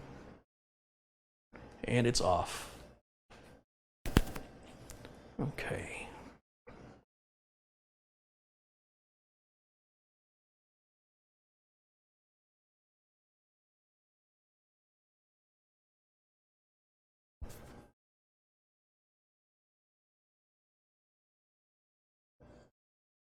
All right, so let's go ahead and get this stock cooler removed. And before I really do anything else, I want to go ahead and unplug it from power. I hit the power button just to make sure we drain everything. And then these little towers on the stock coolers have a little arrow on them, and you turn it in the direction of the arrow for removal only. When you're inserting or installing the cooler, you want the arrows to be facing away from where they're pointing. You only turn the arrow towards the direction of the arrow when you're removing the cooler. That allows you to then pull up on these individual little towers, and then the heatsink comes off just like that. And then these are the little arrows I'm talking about right there. You see how it's turned in the direction facing the arrow, in the direction of the arrow. Right? So if I go to install this, I need to turn it this way. See, now it's the arrow says, you know, turn it to, everything's backwards for me. It says to turn it that way. That's only for removal. So when you want to install your CPU, this is how it comes out of the box. I've had people take it out of the box and then they turn these in the direction of the arrow. So what are you doing? Well, the arrow shows it goes that direction. Yeah, to remove it, not to put it in. Now you can see the stock thermal compound that was on there spread really nice and even on the CPU. Look at what a nice little circle that formed right there of just perfect coverage. Intel does that so much better, I think, than AMD, at least from the Ryzen heatsink that I took off. I was very disappointed with the lack of thermal compound. And so what I do is I just grab a paper towel and I want to wipe this compound off of here.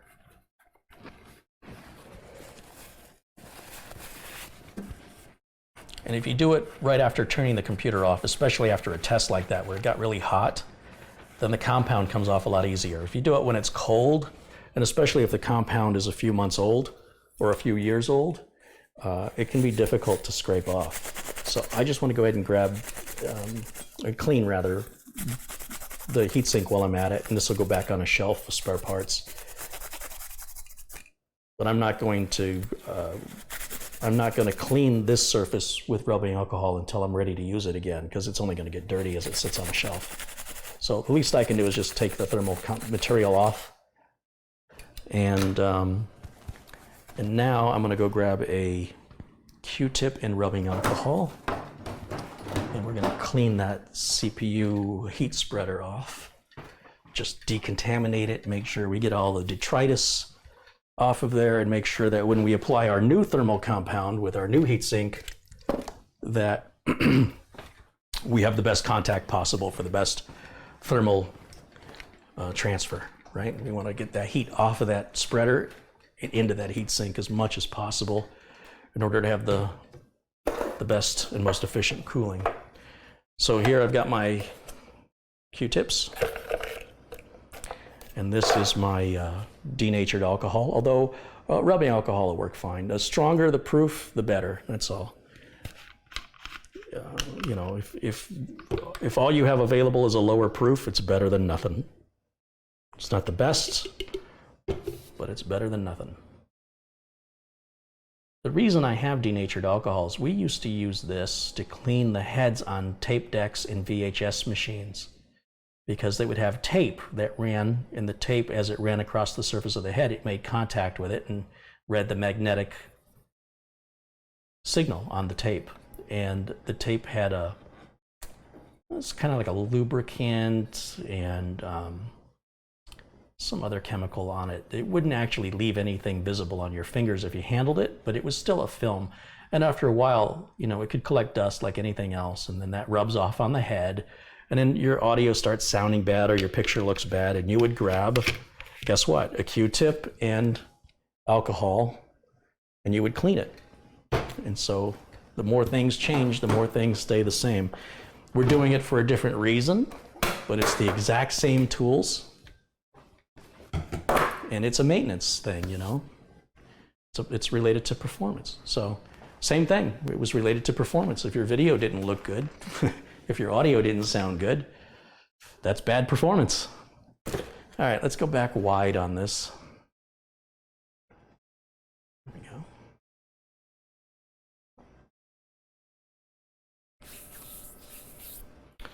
Let's see what's in the box.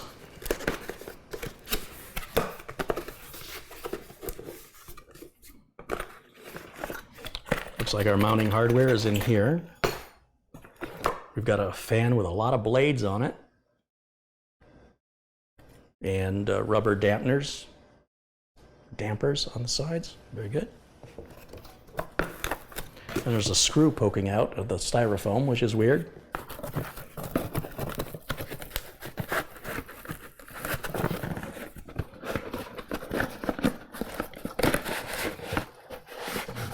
Wow, it's pretty big. Isn't that weird how that just sticks out? You'll see there's a piece of tape.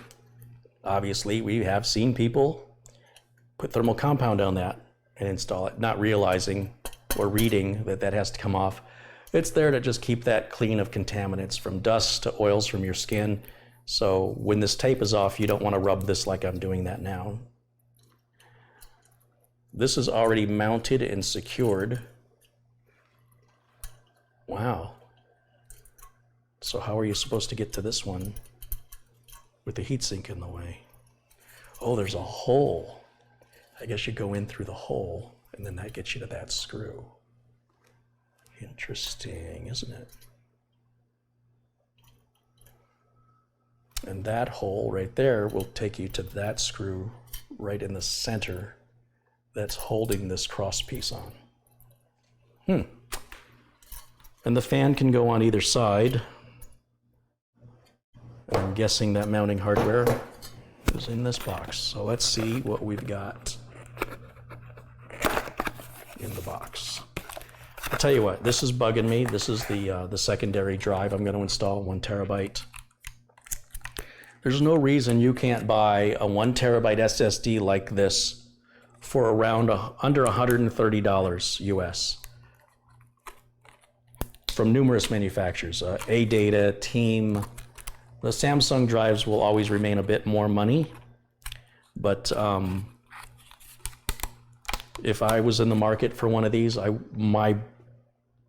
today, in my head, the price range I'm looking at is less than $130. Otherwise, wait, because at least once a week they're on sale. Sign up for Newegg's email list, or Rakuten will put them on sale, Amazon puts them on sale. and just wait. I've seen them on sale about once a week for under $130. And they're fast. The warranties are all pretty much the same. There's certain brands I sort of stay away from. I stay away from Kingston and Crucial. I haven't really used Mugen much. But I've used a lot of stuff from Team and A-Data, SanDisk also, and I've never seen any of these fail. So when you hear about somebody saying their SSD failed, ask them who made it. So there's our drive. I'm just going to slap that in right over here, I guess. I don't want to put it below because it's going to generate heat, and if these get too hot, just like a CPU, they slow down. So I think we'll just keep it over here. I love that toolless installation. I'll wire it up later, but at least that gets it out of my way. Are you kidding me? Lo, this is first class. Look at this. Oh, that makes me smile. It's too bad the handle's so little, but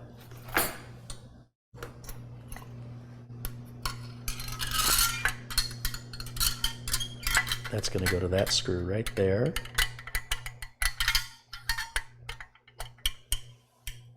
Right? If you wanted to take that off.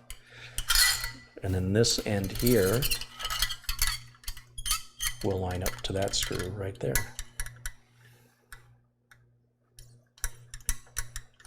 Brilliant. Nice touch.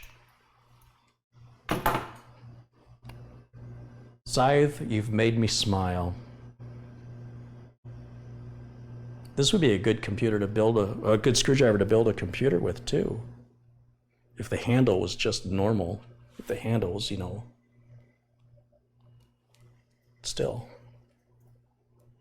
Seems like a quality screwdriver. It doesn't seem like a piece of junk. It actually seems like a really nice driver.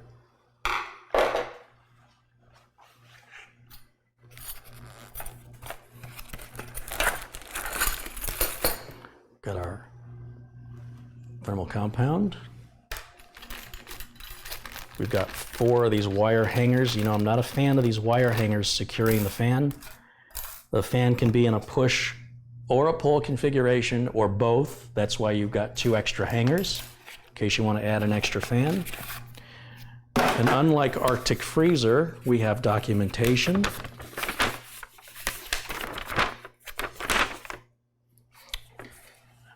There's our instructions. And look, they have us putting standoffs in first and then putting thermal compound on. There's a lesson to be learned from Cooler Master and from Arctic Freezer and everybody else who makes this step 1, which is really stupid. This should be step 3. I'm liking this so far. Might be my new favorite cooler. So this is for LGA 2011. This is for AMD sockets AM2, AM2 Plus, AM3, AM3 Plus, AM4, FM1, FM2, and FM2 Plus. So that covers the gamut of AMD for the most part, except for Threadripper, TR4. And then here's what we need right here. So 1 page of instructions. So this is LGA 775, 115X. That means it could be 1150, 1151, 1155. And then 1366. That pretty much covers Intel.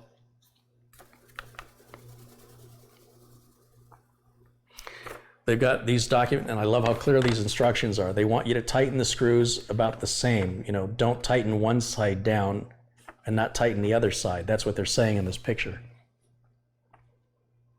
They want you to tighten both sides down equally, so we have equal pressure. So somewhere in here there's a back plate. Let's take a look at what's in here.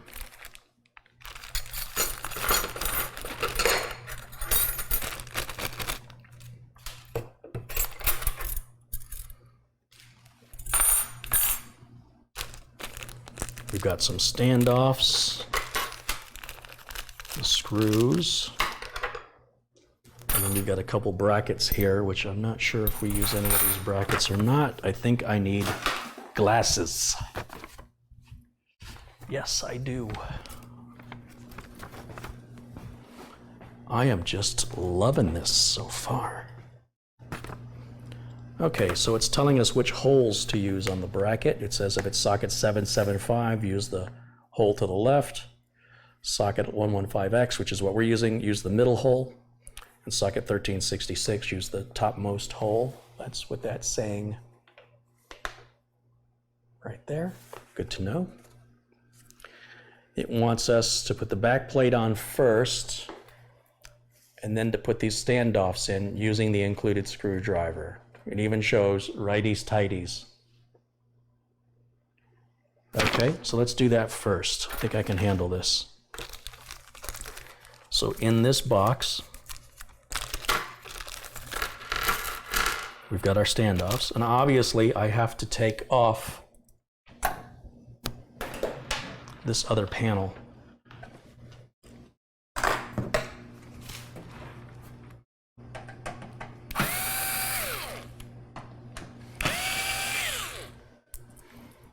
Set that over there. You'll see my beautiful cable management on my case. What am I hitting? Oh, it's this power cord that's got me trapped. There it is. Let me just set this over here. Okay.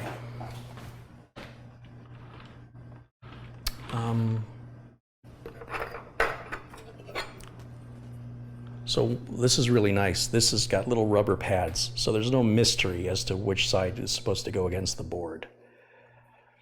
On the Corsair, on the Cooler Master Hyper 212 Evo, there's like a green tape, and it looks like you're supposed to take the tape off, but you're not supposed to do. Don't take the tape off. That keeps the metal from touching metal on the back of the board. So obviously you want the foam part touching the board. This also helps prevent any crushing of the motherboard from over tightening the screws, because you get a little absorption there. It also helps reduce any vibration. So on this 11.5X, what did I say? It was just in the middle. Was it the middle one? No, yes, it's, if we look at the diagram, 11.5X would be that middle one right there. Okay.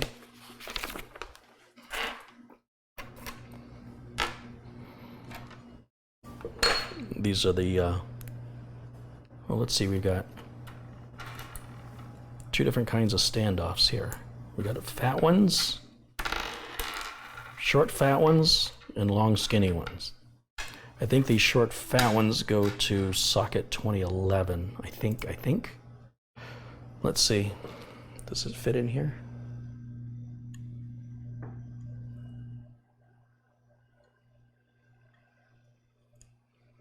Yeah, that's exactly. All right. You'll see there's two holes right up here. That should line up with these two screws on the back of the CPU. And they do. And I'm going to hold that with one hand. And I'm just going to get one of these started, if I could stop these things from rolling around on my counter. And I'm just going to turn them by hand and get them started. And ideally, I will do opposite corners so it will stay in place.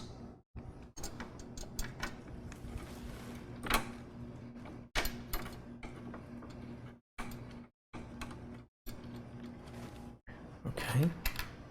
So as you can see right there, I've got a screw here and a screw in the opposite corner. I've got two left, and it doesn't matter. At this point, they're just going to go in. They're already lined up, and I don't have to have a third hand, which is pretty useful.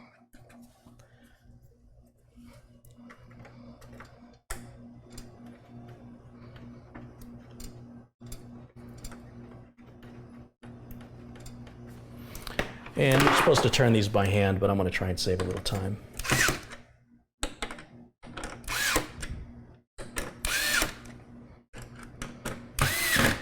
Very good.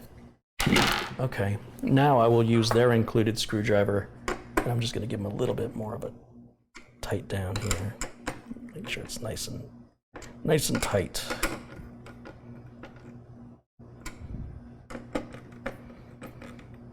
Remember, I've got that screwdriver set to a really low torque setting because I don't want to bust any heads off of screws because that's not good. There we go. Now it says the next thing is to put these brackets. Which brackets is it? Let's take a look at the documentation. You can follow right along with me here. It shows, so we're back again on LGA, that's what we're doing. Land grid array 1151. And it shows these brackets right here going on over the top of the standoffs. Now, does it appear to be this bracket or does it appear to be this bracket? Two different brackets. It looks like they're both bent up in the center. Yeah, it's this one. So these must be for AMD, so we'll get those out of sight, out of mind. We're done. And we're not using two of these hangers. Get two of those out of the way. We're not using these unless we're going to add another fan. And then it wants these to go on, let's see. Looks like it just goes right here. I'm not sure where the screw aligns. I guess it just goes where it goes. So that's these other 4 screws that were in this bag. They're a small flathead coarse threaded screw. We got 4 of those. And just to speed this process up, I'm gonna use the driver here, but you should turn these by hand.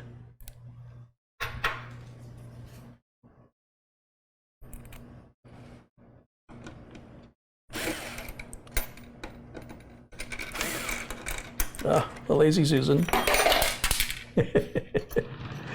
There's times when this table is very useful, and then there's times where it's frustrating. Guess which time this is? Okay, let me try this again.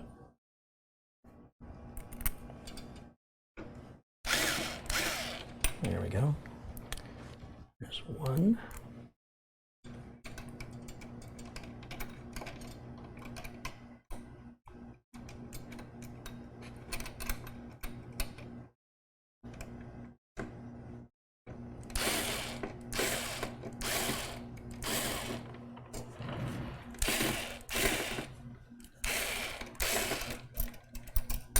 Seem to be lining up correctly.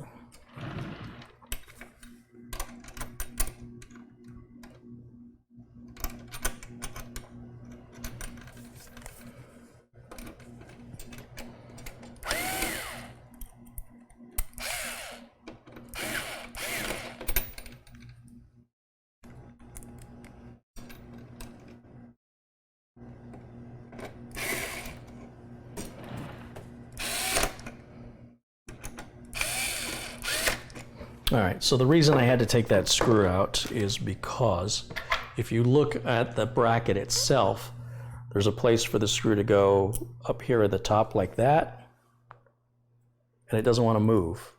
And it appears it wants to go in the bottom part of this, so it's down like that instead, and then it lines up correctly that way.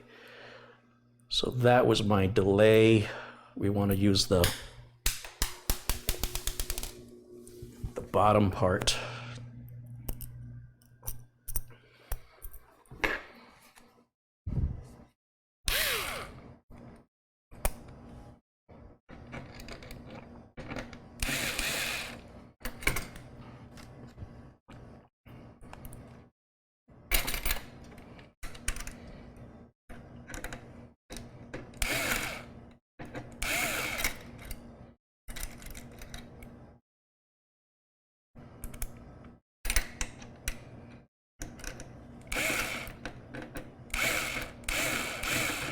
Not lining up again.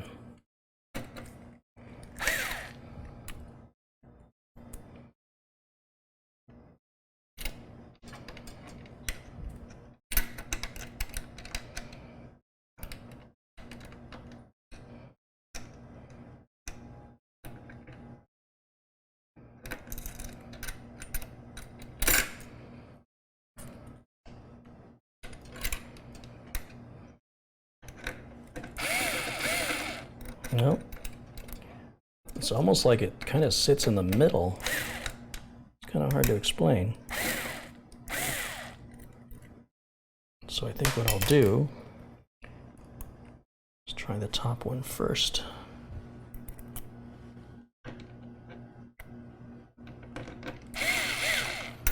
And now we'll do that bottom one.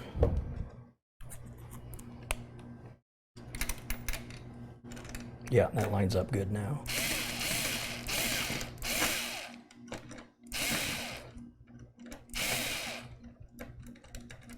Famous last words. I see it lining up. I don't know why it's... There it goes. Okay. Now this doesn't have to be really super tight at all, but we can just double check.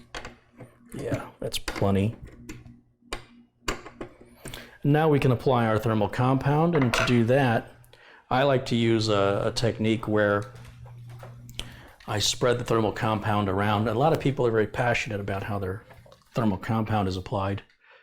Don't be one of those people. If you test, I mean, if you're really that passionate about it, then I recommend that you take different thermal compounds and apply them in different ways and run your own tests so that you can join the rest of us who've done the test. And if you can't be bothered to do that test, then don't tell people that one way of applying is better than another play. One way of applying the thermal compound is not better than any other way. And you would know that if you actually did the test. So that's my advice. So I got a clean glove. It's a waste of a glove, but why not? And what I'm gonna do is I'm gonna just put enough thermal compound on here to paint the top of the CPU. And there's enough in here for about 2 applications. And I've actually put way too much on there. So what I'm gonna do is I'm gonna spread that around, just like a nice thick coat of paint. And you'll see there's a lot left over, so I'm gonna fold that finger under, and I'm gonna use this finger to help take some of that off.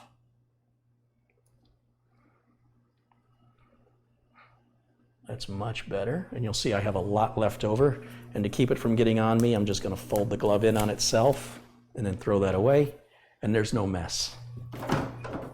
And I don't have to worry, did I put too much on? If you put too much on, like in the P method, and it oozes out the sides, I guess you put too much on. If you put too little on, I guess you'll never know until you take it back off and look. This way you know exactly how much you've got on there and that you've applied it evenly across the entire heat shield. Now to install the cooler,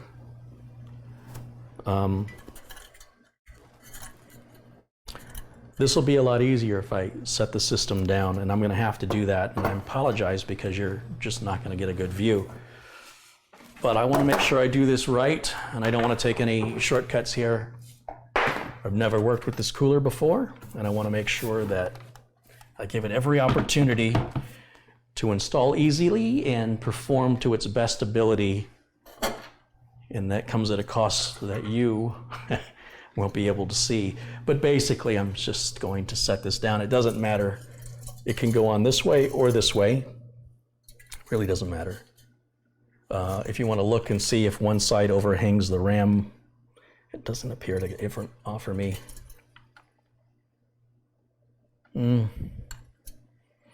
Actually, this side where the screw sticks out seems to offer me a little more room for the fan to go here without hitting my RAM. Oh, a lot more room. So that's the reason why I'm putting it on in that direction. And we're just going to get this one screw started. And then we're going to come down this hole right through the center, find that other screw. This may be, so I read reviews that this was a very easy install. I think those reviews are right. This may be one of the easiest third-party air tower coolers I've ever installed.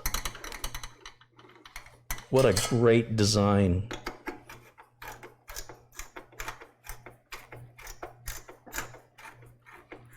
Okay, that side is tight.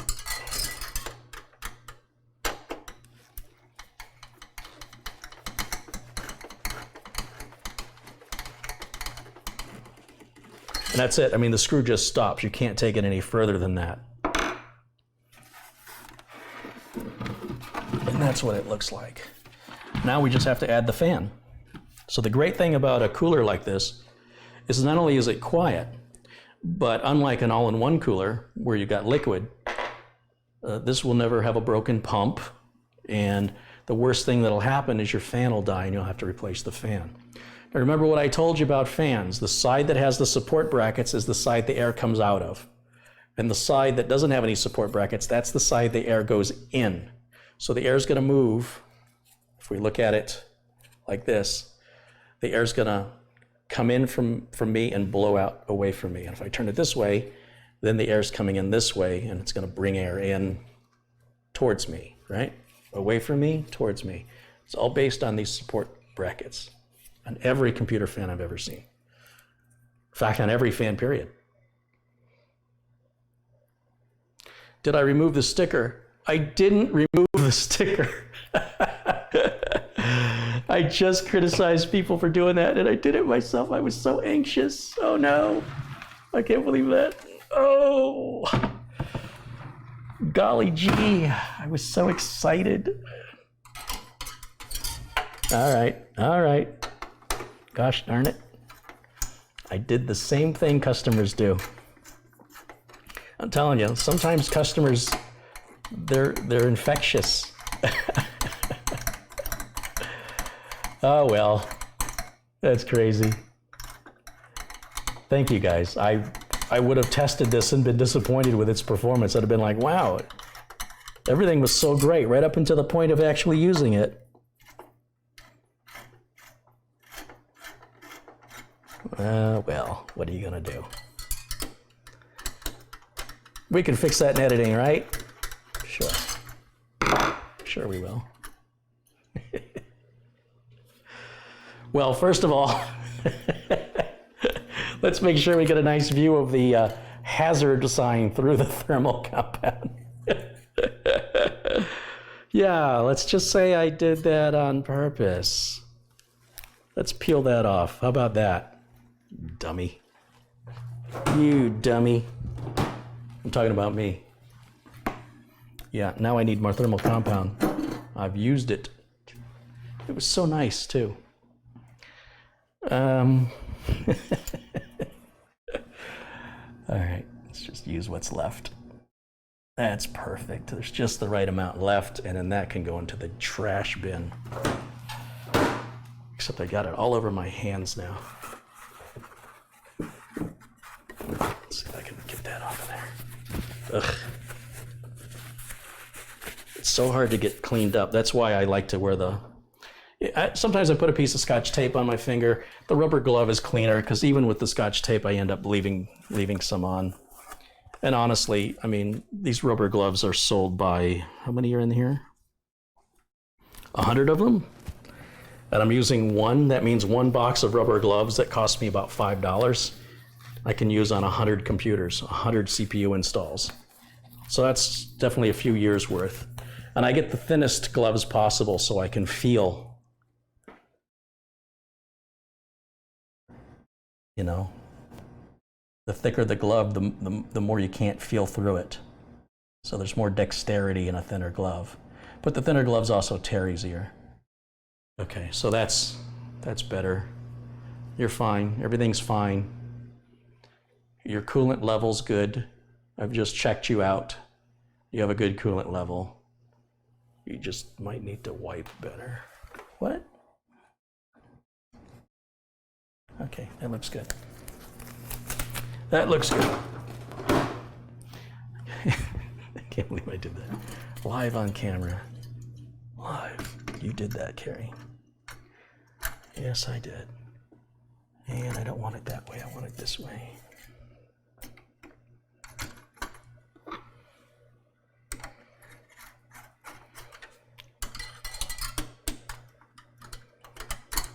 Sticker shock.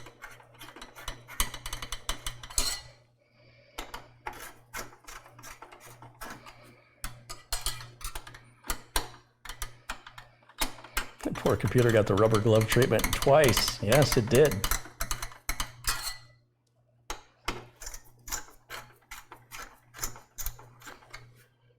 And it better work well or it's going to get it a third time.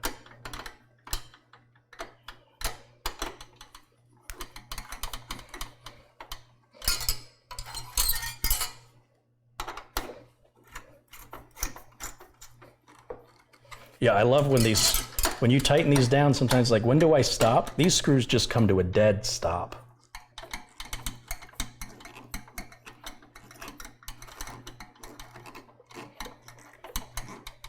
Yeah, I mean, you can feel it. As soon as it locks down, that's it. So that's wonderful. That's a great design. Let's try this again. So here's what it looks like. And you can see that's a very easy mistake to make, even for somebody who's supposed to know better. I'm just too anxious. I guess I'm not using these standoffs on here. This must be for another socket type.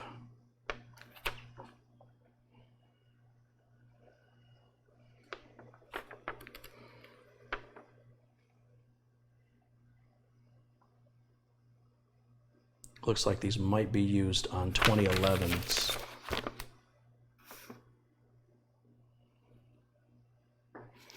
So when it comes to the fan, remember we want the fan, if we put the fan here, we want the air blowing in the same direction out towards the back. I want the power cable coming out towards the CPU fan header. That means it's going to go on just like this, and then these hangers then go,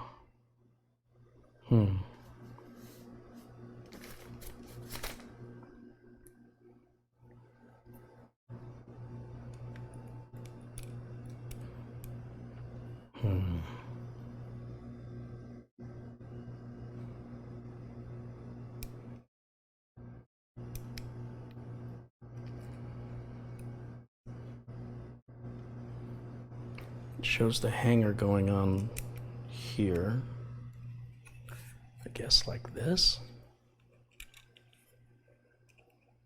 That's kind of weak. I guess that's it. And we put the other one on the same way.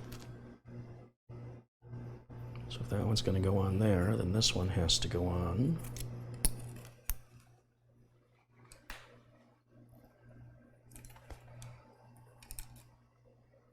Right here.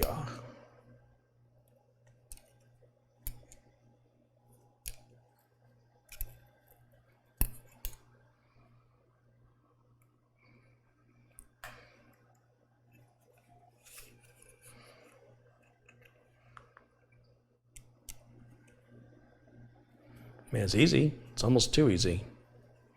Doesn't really feel very secure to me. Looks like I missed a contribution.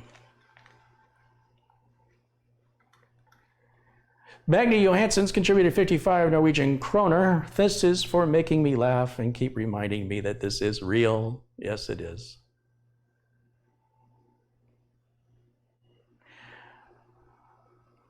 B.H. Ringer says you can cut the fingers off the glove and use them individually. You absolutely can. I'm not that poor. And I like the idea of being able to fold the glove over itself to keep the thermal compound in the glove instead of getting it all over. But yeah, you can certainly do that, no problem. I'm so broke, I gotta cut the fingers off my rubber gloves. Hey man, not making fun of you. You gotta do what you gotta do. All right.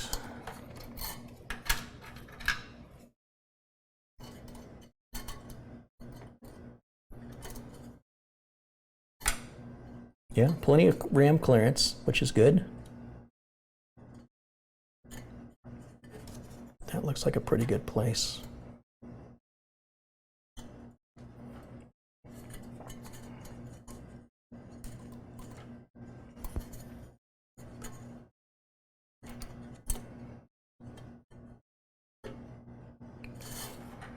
I think I might have this backwards. Let me see.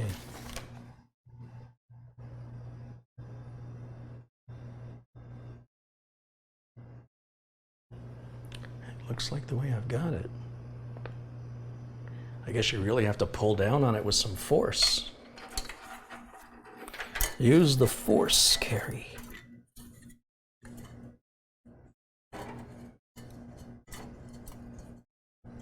Let's see. Gosh, that's difficult. Well, every part of this was easy until I got to this part. There it goes. You really got to pull down on that pretty hard. Okay. Oh, I see the fan's got a little recess it sits in. And we pull that. There we go. Oh, that wasn't too bad. Okay, now one of these is the CPU fan header. Which one is it? It's this one right up here.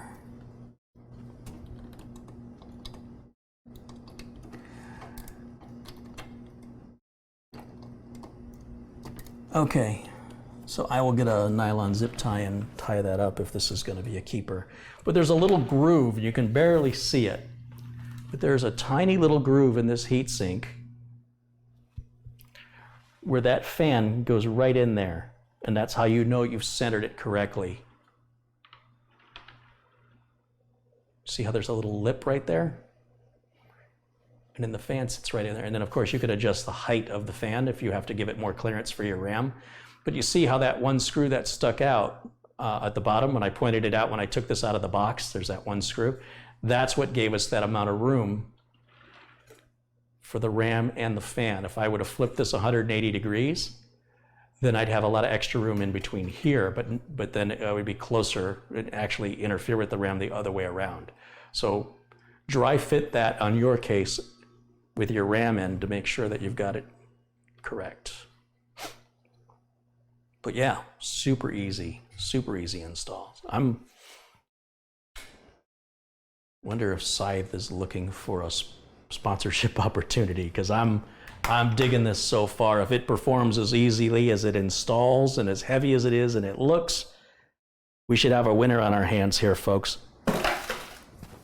Okay, let's fire it up. See what she's gonna do. Video, check. Power, check.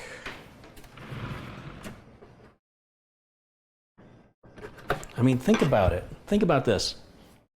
If you're building a computer for the very first time and you don't have a screwdriver, when you order this cooler, they're going to give you the screwdriver you need to build the whole computer. This is the right screwdriver to use. That's pretty cool. Did I take the plastic cover off the fan logo? There's usually not plastic on the fans. They're on the bottom of power supplies, not on the fan itself. So on the bottom of the power supply, you'll see a little plastic cover over the logo, but it's not on a fan. I've never seen them on a fan before. Okay, let's try it out and see what she does. Let's go to the other video feed. There we go. Power. Oh, spinning. Is it quieter? I don't know. Is it magnetized? This screwdriver is magnetized, yes. Yes, it is. I mean, that's worth $8 of the cost of the cooler right there. As far as I'm concerned, that's not a cheap screwdriver. That's a nice quality screwdriver. Even Noctua doesn't give you a driver like this. Noctua gives you crappy throwaway junk tools for their coolers. This is a real tool. This is a real tool. Unbelievable.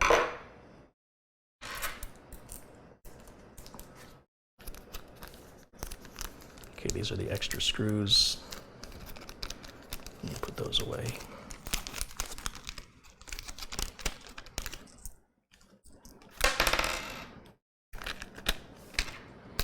Yes, yes, the computer doesn't have internet access. We get it. Flash drive is still installed, so let's go to the flash drive.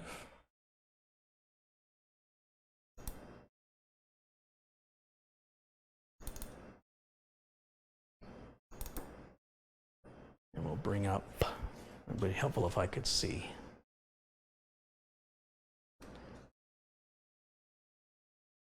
Hardware monitor.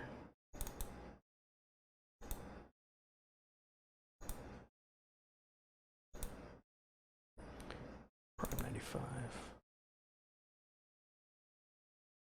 Okay, just take a quick look here.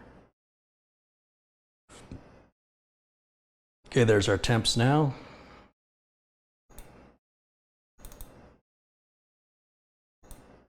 Let it run.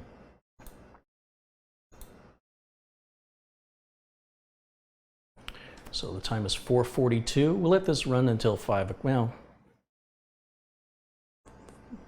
we'll give it 15 minutes. It'll be 5:57. But it'll be time to wrap the feed up based on the outcome of this.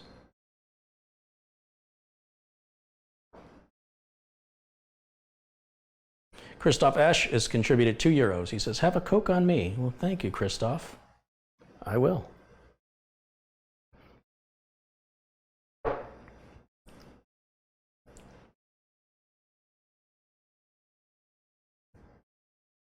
I'll put a link in the video description for this cooler, but it's, once again, I'm going to show you the box up there in the top right corner.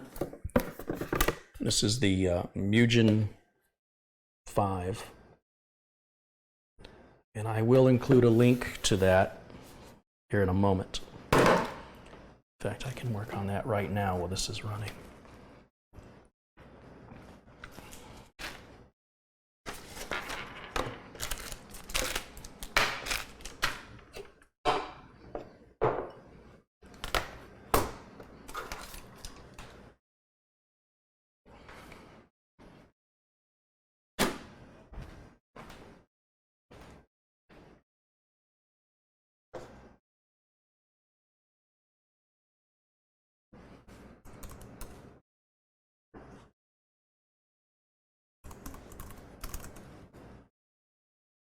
So Amazon shows it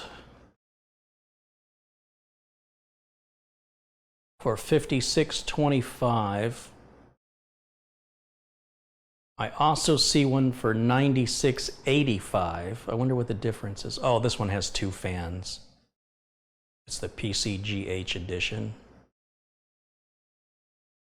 Sealed Precision FDB Case Flex 120mm fan SCMG 5100 for $45.95. I wonder what the difference is between that. Oh, this is revision B, I guess.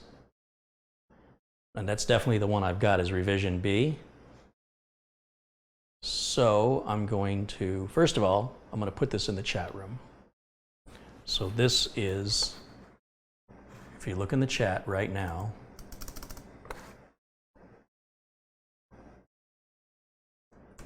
this is the description and this is my Amazon link. If you use that Amazon link to buy anything, I will get a commission and that helps support the channel. Just so you know. Hint, hint. Hint, hint. Nudge, nudge. And I'm just going to copy that right into the video description. So it'll be there after this video is done.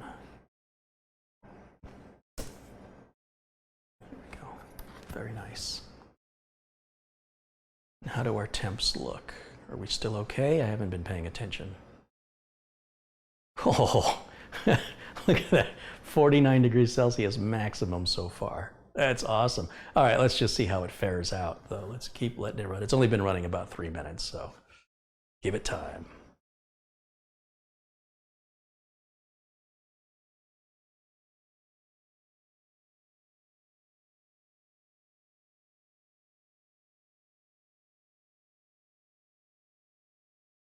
Catherine says she installed a CryoRig H5 and it was as easy to install as the Mugen, but is it as cheap? I think the CryoRig is a good price. Somebody else said they prefer the Be Quiet cooler, but the Be Quiet cooler is expensive, and I've heard the installation's kind of a pain.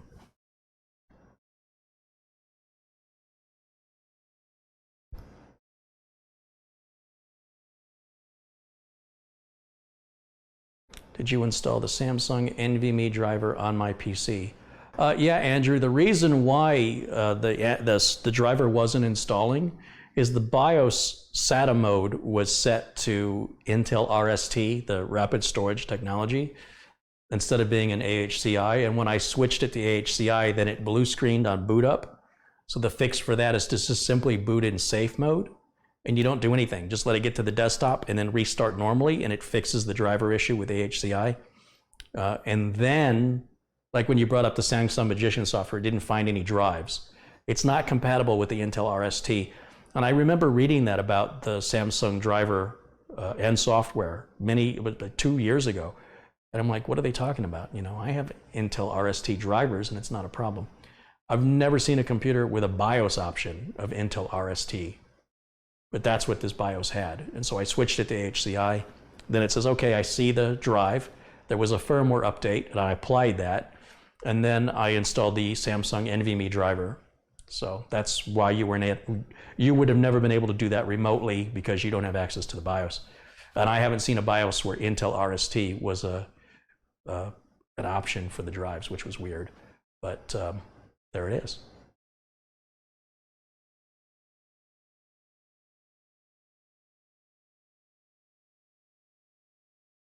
Troll McTrollington says the Be Quiet cooler would need that screwdriver that you got with the Mugen.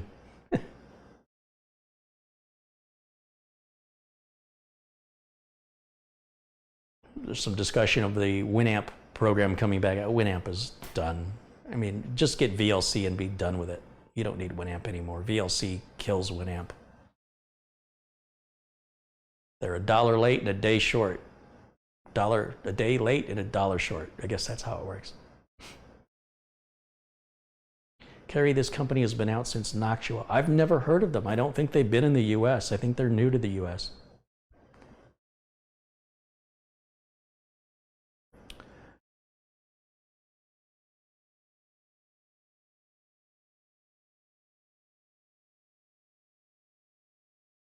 Did I hook up the extra SSD? No, I'm going to do that a little later. I'm just trying to run temperature testing on this right now to make sure it's going to be acceptable, and I'm not going to be putting the stock cooler back on or a Hyper 212. I've got a few Hyper 212s. I've got the Liquid Maker 92. If for any reason this is not meeting my expectations, I want to go ahead and swap it out before I start anything else, right? So if this works as I think it's going to, then I'll hook up the SSD next, and then it gets partitioned and formatted, and covers go back on the case, and goes back in my office and back to work. Excuse me. That Coke is talking back.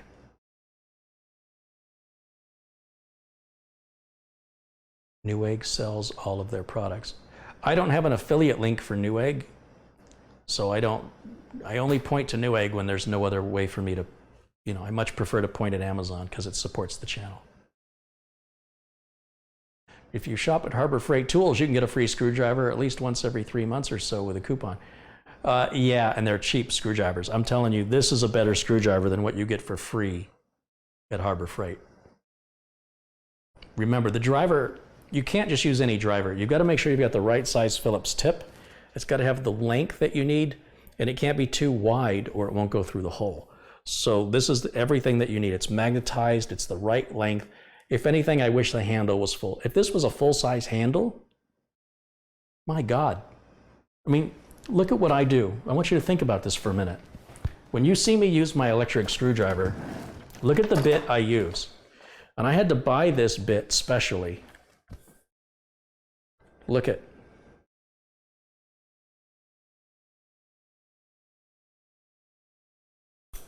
This wasn't free. This bit right here, I think I had to buy them in a package of 6. It's a magnetized 6-inch, I think it's a 6-inch, maybe it's bigger than that. Phillips number 2 bit. And it almost matches identically with what's with this screwdriver. I mean, first of all, look at the tips there and look at the base. Can you see? The bottom of this right here, it's perfect. It's as if I designed it myself. That's how good it is. Except for the handle. Handle needs to be bigger. It's a minor complaint for a free screwdriver, though, I'll tell you that. There's no reason you couldn't build your whole system with this screwdriver. This is the one screwdriver you'll need. That's it. This will get the job done. If you're only building one computer and you're not going to build another one, this is all you need. If you're going to build a bunch of them, This will help save you carpal tunnel syndrome and repetitive stress disorders. Very, very impressed. Very impressed. You know, it's funny because I get emails all the time from sellers, like Amazon sellers from China that barely speak English, and they have some knockoff product probably painted with lead paint, and they want to know if I'll showcase it on my channel. And so when I saw this email come in, I'm like, what is it?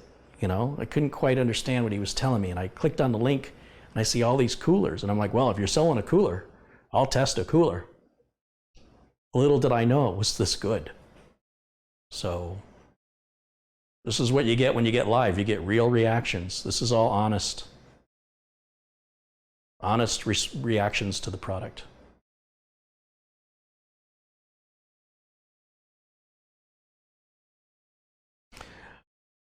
Bedora says it's a short handle because they have a small box. Yeah, I was surprised that that screwdriver fit in that box. I mean, look at the size of the box and look at the driver. It just fits in there diagonally. Just. If the handle was any bigger, I mean, because the driver's too tall to fit in vertically, it'll stick out. So I'm sure that's why it's got a short handle. They can make a bigger box.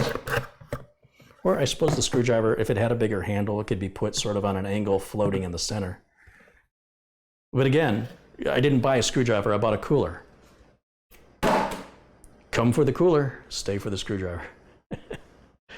All right, we are almost running about 10 minutes on this test. Let's see how we're performing now and what's our temps. 54. So far we're looking at about a 20°C difference from the stock cooler, and that is significant. I want to give it 7 more minutes, and we're going to wrap the video up. So this is your opportunity now to talk to me. If you have anything to say, let's go full screen on here, and I'll show you this. I'm going to show you this one more time full screen. I want you to see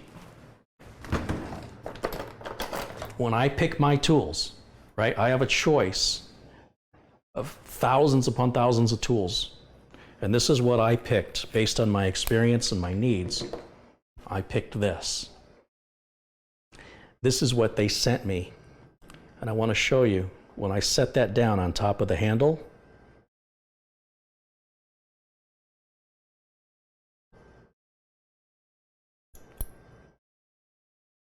They're virtually identical to what I would pick of my own free will. That's saying something. And yes, this is magnetized. If I reach over here and I can pick things up, you can see that's magnetized.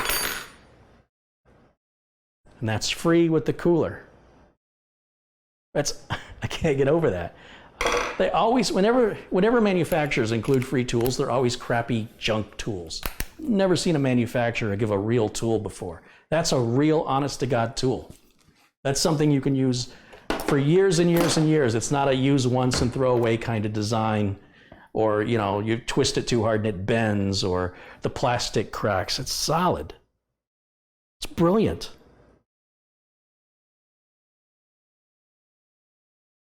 I'm supposed to be reviewing the cooler though, right? These are all the spare parts for, like I say, the additional fan or a different type of socketed CPU from AMD or Intel. So you'd always put those away, keep that together with these instructions. And what I recommend you do is get like a Ziploc bag or something. Trying to see how this goes back together. It's like folding a map.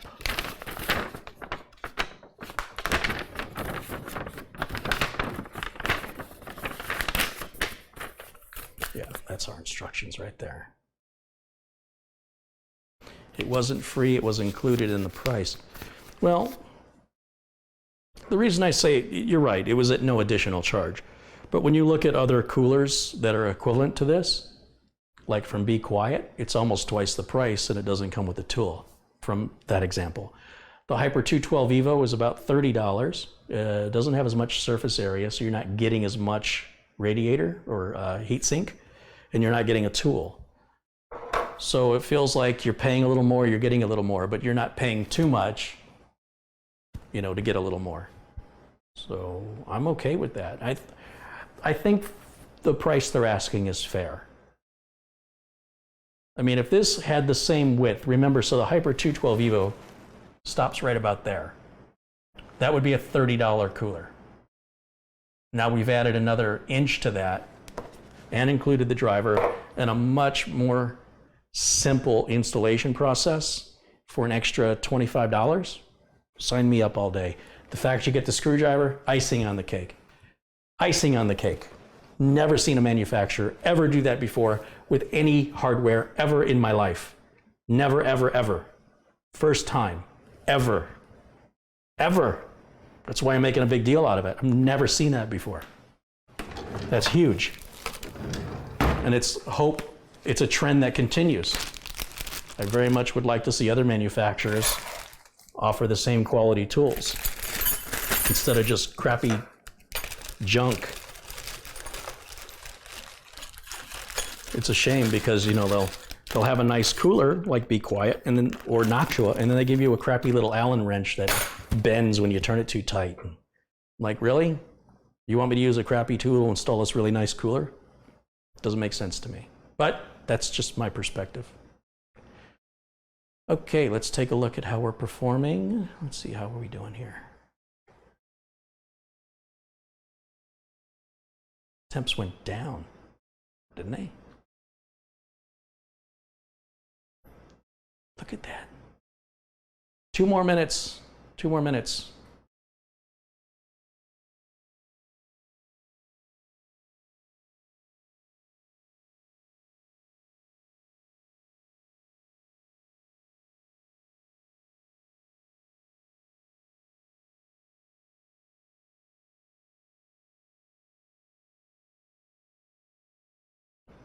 There's some question as to the specs of this particular computer. I can pull that up right now if you like.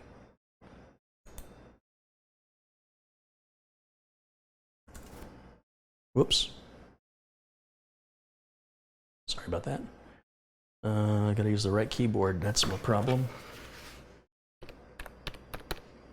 Go to Control Panel.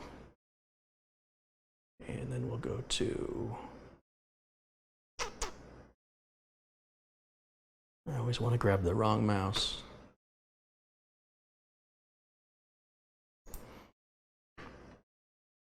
There's the specs of the system right there for you guys. This is an Intel Core i5-8400, which is really the sweet spot for a gaming CPU. On the Intel side of things, that's the best bang for the buck right now.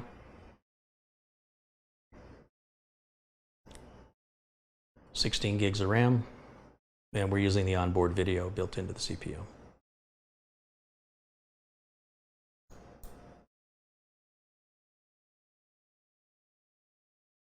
It's 20 degrees cooler, and it's now been running 17 minutes. I think that's adequate. I think that has established this as a very good cooler. It's not all looks, it actually works well. It installs easy, and it's very, very quiet. Although once I get the covers put back on and I actually put it in my office and hear how it echoes, I imagine it's got to be quieter than the stock cooler. Look at how fast those temps go down. Very nice.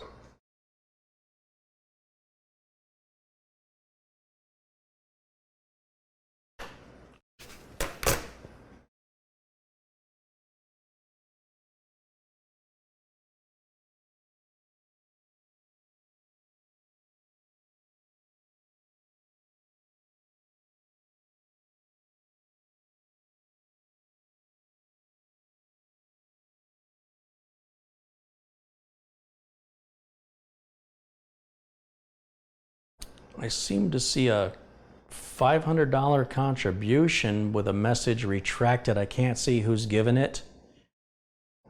And what a shame that was given through Super Chat, because YouTube is going to take 30% of that and make me wait almost 2 months to get it. Who contributed that?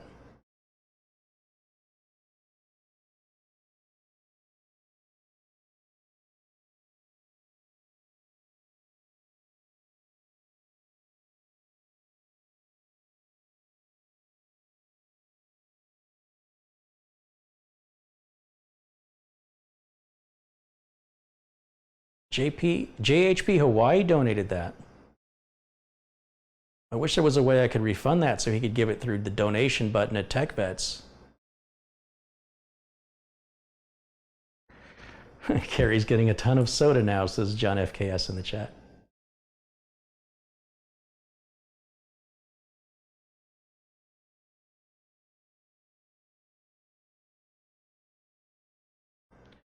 Donald Sample has contributed $2. He says, thanks for your videos. Well, thank you for the contribution, Donald.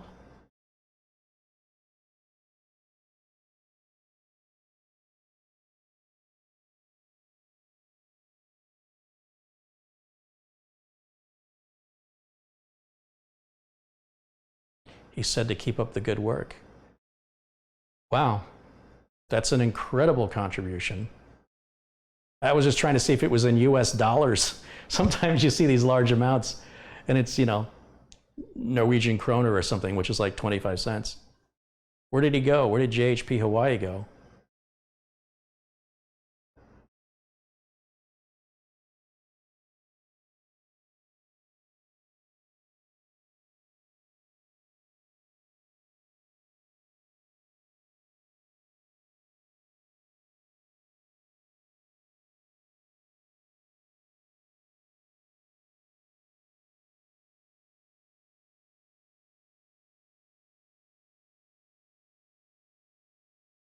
In the meantime, while I'm waiting on a response to that, I'm going to go ahead and shut this machine down so I can finish my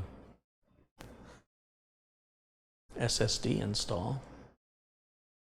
Let's just close that and then shut down. And we'll switch over to the main camera.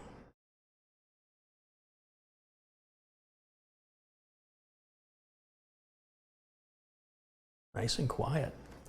I wonder if I have another set of matching RAM to double the amount of RAM. I don't think I do. Let me just check my inventory, because this would be the time to do it. Although I don't plan on having this computer very long. Let's see, G-Skill, G-Skill, T-Force, T-Force. So I'd have to change the RAM. So I'll show you guys what I'm looking at. RAM was on sale. When it goes on sale, I'll buy, you know, a 16 gig kit, because that's what I use. So I've got 2 of these and 2 of these. And they're just sitting as inventory, and that's each one of these is 8 gigs, right? So 16 gigs total. And I want to use, if I'm going to put in 32 gigs, I want to use all the same brand and model and make, just to ensure that I'm not going to have any compatibility issues. But the RAM I'm using, I don't have any extras of that. And you know what? 16's plenty. And I am intending to replace this machine with the Nuka-Cola build very soon. So I don't want to get too attached to it. And if anybody wants to make an offer on it, we can put you in line. That's basically what the gentleman, what's his name, Bill Bailey did in Oregon. He saw that MSI system I built, and I offered it for sale, and he was like, yeah, I'll take it, and I want a different this, and I want a different that, and I'm like, yeah, no problem, we can customize it. So I will be doing that with this system. You'll recognize it, you'll see it again when it's the only ASRock system I've got. And Bill in Oregon got his system. He was very impressed with how it was packed, and he had to order a keyboard and mouse, and I haven't heard back from him yet, but I suspect he's going to be very, very happy. It was a great system I built, if I say so myself. All right, now, what am I going to do about powering this? I could get a little splitter on here, or...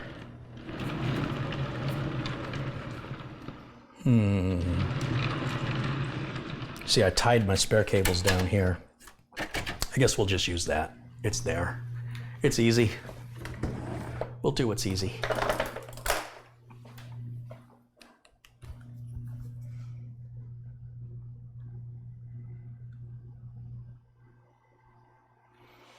So JHP Hawaii made this great contribution, and then he just vanished. What happened? I really would like to talk to him.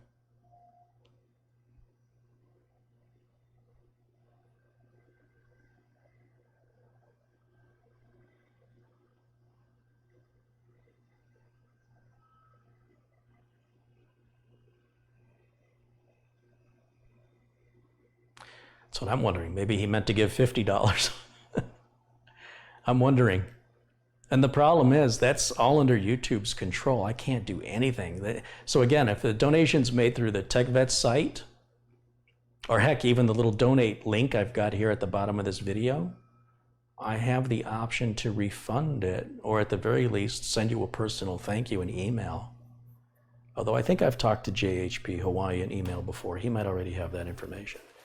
He's a great supporter of the channel. So in the meantime, I'm going to assume it was intended, and I'm going to say thank you for that. Thank you, thank you, thank you.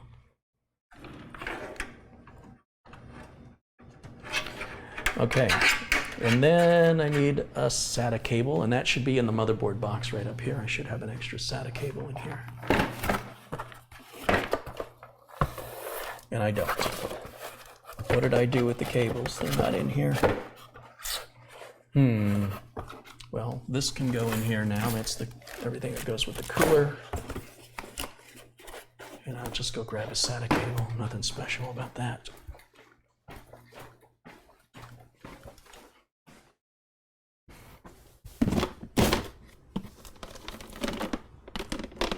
Oh, this one's already got a zip tie on it. I'll use this one. Works for me. It's not a black zip tie, but I'll have to change it anyway. Nobody's ever going to see it but me. I worry over little details. That's what I do. Okay, so if this is drive 1,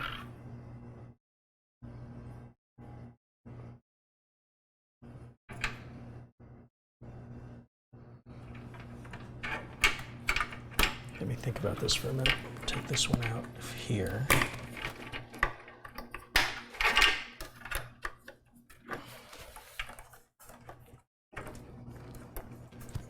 Let's move this up one, like that. And then we'll plug this one where the DVD drive was.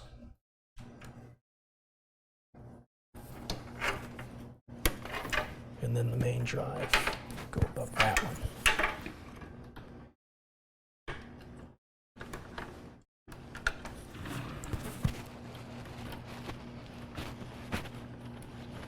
Looks good. And I'll wire tie that a bit later. Let's get this out of the way. And power, video,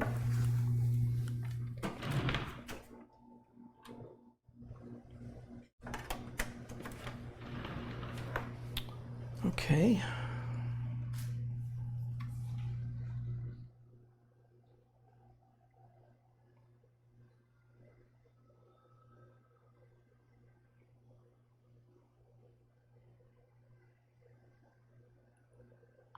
No, JHP Hawaii is not the cooler maker. It's actually a photographer.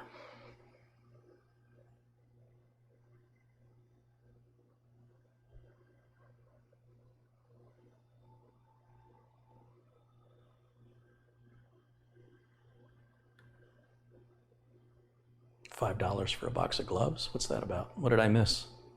Sound like a funny response to something. Carrie, would you recommend G.Skill over Corsair? I would recommend whatever is offering the fastest memory with the best warranty at the best price. Don't really have a preference. I have no problem using Corsair memory. I have no problem using G.Skill memory, honestly. You gotta consider the height of the memory, maybe the aesthetics, the way it looks, if that's important to you. Warranty, price, and speed. Okay, so that's all good to go. Let's turn it back on. There, you can see the fans are turning. Beauty, beauty. Dilly, dilly. Go back here.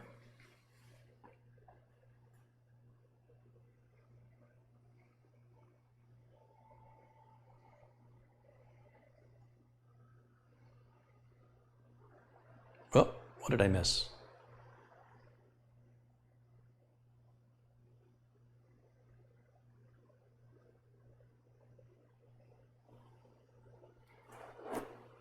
Look at the direction flow. What are you talking about? I've already explained all this.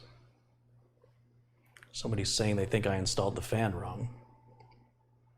It's a real easy way, by the way. Apart from what I explained in the video on how you can tell the direction that the fan is pushing or pulling air, you can grab something like, we'll just grab a paper towel, some thin, light piece of paper, right? So here's a paper towel. This is a very simple test you can run. And all fans all move air in the same direction. So I'm very confident what I'm about to show you. So this is a paper towel, right? And because these fans move such little air, if I just put the paper towel near one side, you see how it's sucking the paper in? And on the other side, it's blowing the air out, see? And likewise here, if I put it here, it gets sucked right in, watch. See that? And then here, see how it's getting sucked in? That's how you can tell the direction of airflow. But I've already explained it, so thank you for not listening to me and not believing me. But this is what I have to do on the internet. Anyway, so what I'm going to do now is I want to activate, partition and format this new drive. And the way I'm going to do that, let's go back to the machine here. And let's go, let's see, let's cancel that. I got to use this mouse. Let's go back to the control panel again.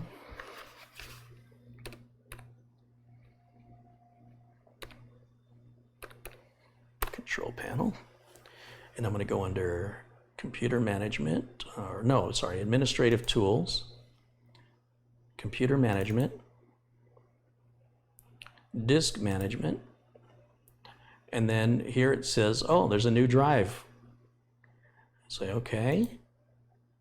And now it's got this space right here. Right click on this, new simple volume. Click next, click next, click next. You can give the volume a name. I'm just gonna keep it blank. Make sure perform a quick format is selected. Hit next and finish. And before you know it, we're ready to rock and roll here. Still formatting, just takes a minute.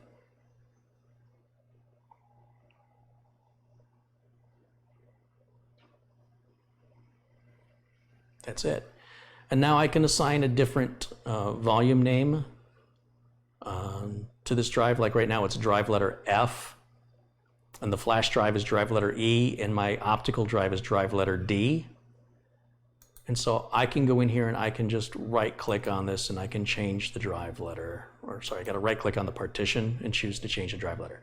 I can't choose D because D is in use, so I'll have to go to the optical drive, change it to like F, eject the flash drive so that drive letter won't be in use, and then set it to D and then E for the optical, and it'll stay that way. So that's all that's left, and it's done. Let me go ahead and shut this back down. And I'm going to go ahead and put my, should I put my cover back on, or should I zip tie that wire? Part of me wants to just zip tie that and get it out of the way.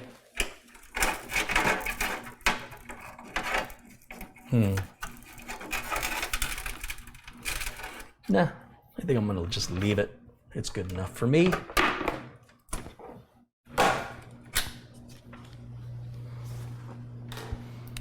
And we'll go back to the main camera. There we go.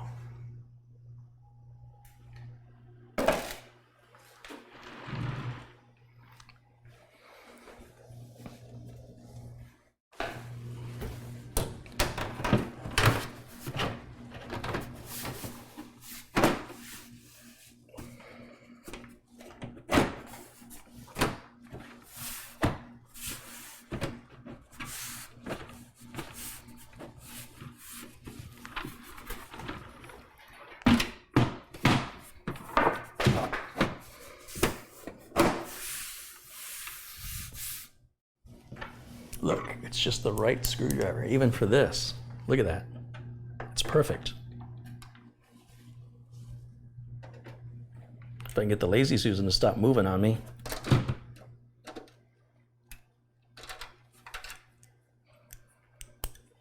Start them by hand. Doing things the hard way, as usual. Yeah, it's on there good. And those are started, and now just look at that. It's the perfect driver.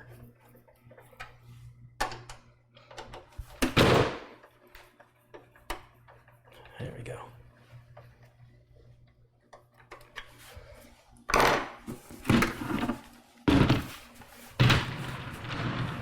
So yeah, whether or not that's zip tied down, the only person that's going to see it is me, and this is only going to be running for me for a couple of weeks, maybe a month, and I should have the other system up and running, I hope. And then I'll just Acronis it over onto an NVMe drive and be good to go. Right? Right. We are going to wrap up the live stream today. I want to thank everybody for watching. Thanks for all the contributions.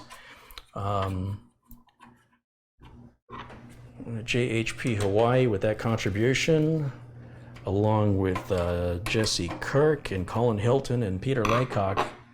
Those guys are basically financing this channel for you guys, because YouTube isn't. So thank you so much. Thank you for those contributions. And thanks to all of my men in blue, my human in blue, I should say, for keeping everything civil in the chat room. I appreciate that so much. Solo says, Scythe may be my favorite new air cooler. Yeah, I think it's mine. I think they just got themselves a new evangelist for their product.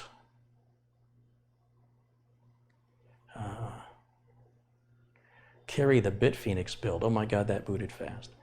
Yeah, I feel bad. I really do. The guy who ordered that system is local to Arizona. I mean, he's not around the corner. He's 4.5 hours away, but he waited a long time, far too long to get that system. There was too much going on in my life, and and I'm vowing to never have anybody wait that long again. And I haven't talked to him in a while. I should call him. I've always enjoyed talking. He and I would get on the phone and start talking about his build, and like 3 hours later, we're talking about philosophy and, you know, things about life. It just was a very enjoyable conversation to have. And now that he's got his computer, I don't talk to him anymore. So I need to make an effort to catch up with him, make sure that everything's running well. And I just have to set aside some time where I've got 3 hours.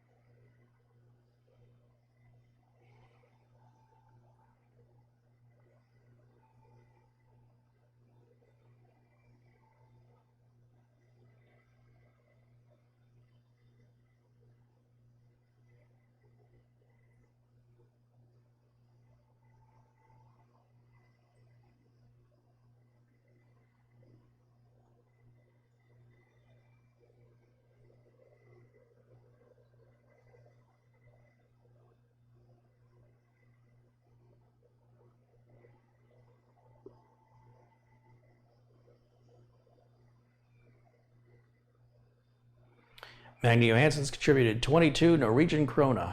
Coke on me. Was it Magni or somebody in Norway said, thank you for saying kroner and not krona. The Swedish use, and I think the Danish use a krona, and the Norwegians use a kroner. Also, a friend of the show, his name, you'll see him in the chat sometimes. He calls himself Taz. His name is Mike. I understand that his father passed away this morning, so our thoughts and prayers, of course, go out to Mike, to Taz. I'm sure he's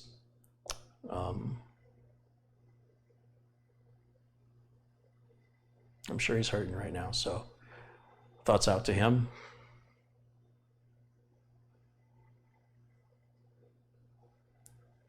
William McKinney says, hi everyone, I had to log in really quick. I'm watching this at work. Shame on you, you should be working.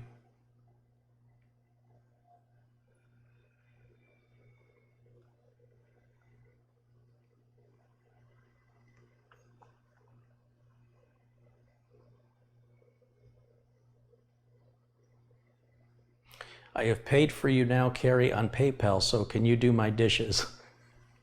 I don't know, how much did you pay me? And how many dishes do you have? You fly me to Norway, you pay for the ticket, I'll wash your dishes for free.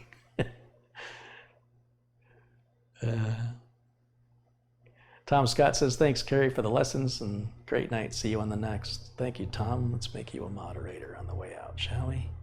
Merle Essex has contributed £2. He says, nice review, Carrie. Thank you, Merle. Thanks for your contribution. I'm glad you liked it. Linda Hudson says, thanks for the live stream. Well, thanks, Linda. Thanks for watching. Alex's walkthrough says, the screwdriver that won Carrie's heart.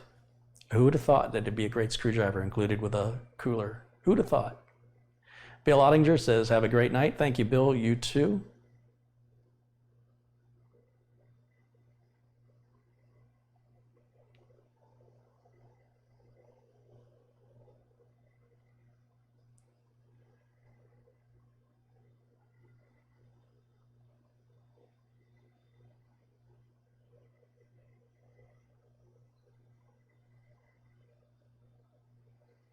David Williams says, such an awesome stream. Keep up the great work. That's from David Williams. Thank you so much. Nick Poverman says, great as always. Oh, you guys just stroking my ego. Thank you so much. Thanks, you guys. Thanks for watching.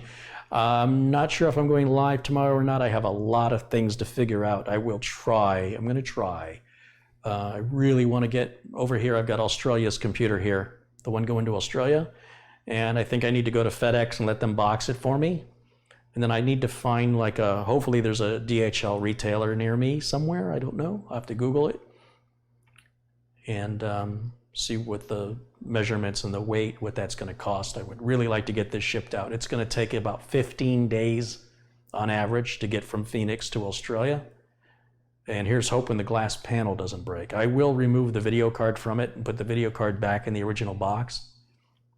And I'll make a little short video for Rodney, who's the owner of this computer going to Australia, showing him, okay, take the video card out, plug it in here, grab these power cables, plug them in here, put the screws in here, put the panel back on. That'll be an unlisted video just for Rodney to follow when he gets his computer. My biggest fear is if that tempered glass panel breaks and the glass goes down inside the machine, that it can damage the motherboard and the RAM. That's about the only thing that can break. But it's tempered glass, and tempered glass is very difficult to break. But Australia is a far, far, far away land. That's the only downside. You know, if the case was metal all the way around, it would be better shipping that distance. I think it's going to be okay, though. And I'm just going to take every precaution, you know, by having the video card out before I ship it. And I really need to make that a priority for my mission tomorrow. I got to stuff envelopes tonight for case badges. If you guys want to get a case badge, any donation of $20 or more submitted through the TechVets donation, I will respond to you saying thank you and ask you for your mailing address and get one out to ship anywhere in the world. That's all included. And what else? All that other stuff I started out with that I've already forgotten.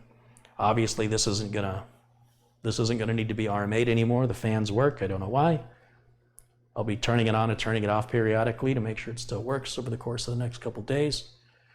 And I'll have to have a talk with Andrew to see how he wants to proceed, or if that's ready to be shipped. And then I got my own Nuka-Cola build to start, and then I have 2 other machines that I have to finish up. Not sure how much of this I'll be able to do on video. I'll definitely do the Nuka-Cola build on video. That'll be Nuka-Cola build 3. And then I got to box up the motherboard and cover for the other Nuka-Cola build because that gentleman has an RMA. I've already printed out the shipping labels, a prepaid shipping label. I just got to find a box and packing and go down to the post office and drop it off. And since I got to go to DHL anyway, I'm trying to wrap all this up in one day. So that's why if I'm not available tomorrow on video, do know I'm working. Douglas says he got his case badge. It fits right on my Gigabyte Nook. I saw that. Yeah. I think I sent you 2, didn't I, Douglas? I think I threw 2 in there. Douglas was really kind. He goes, here's $30, buy you and your wife a nice dinner. So I didn't say anything. I mean, we can go somewhere like a pizza place for $30. And he says, I don't know what I was thinking. Here's another $30. Now you can go somewhere nice. So I was like, all right, you're getting 2 badges. So you should have got 2. Please tell me you got 2. And thank you for that. We did have a good dinner.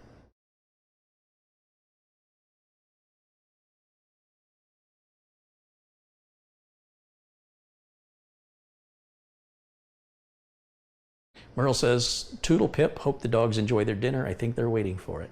Oh, yes, I'm sure they are.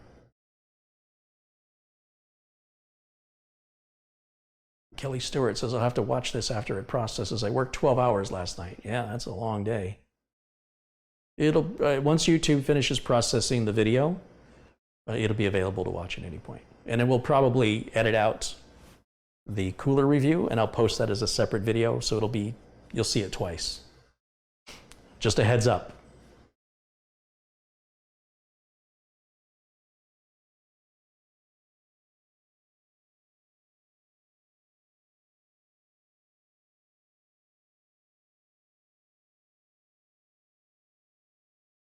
Don't forget to leave another computer out for the dogs to fix while I'm asleep.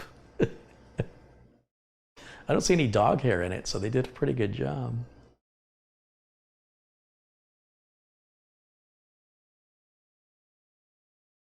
They were quiet tonight. They're in the other room with my wife. She was snacking, and they want to be where the food is.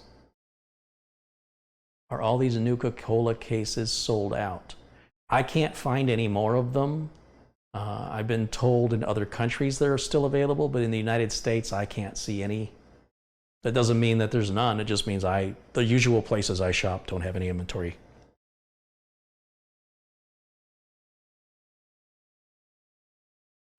Douglas Bigger says, yes, I did get 2 case badges. As I recall, I doubled it up because I asked if $30 would get you something nice, and you implied it would. I'm not going to tell you no. What am I going to say? You didn't give me enough money. I'm not going to say that to you.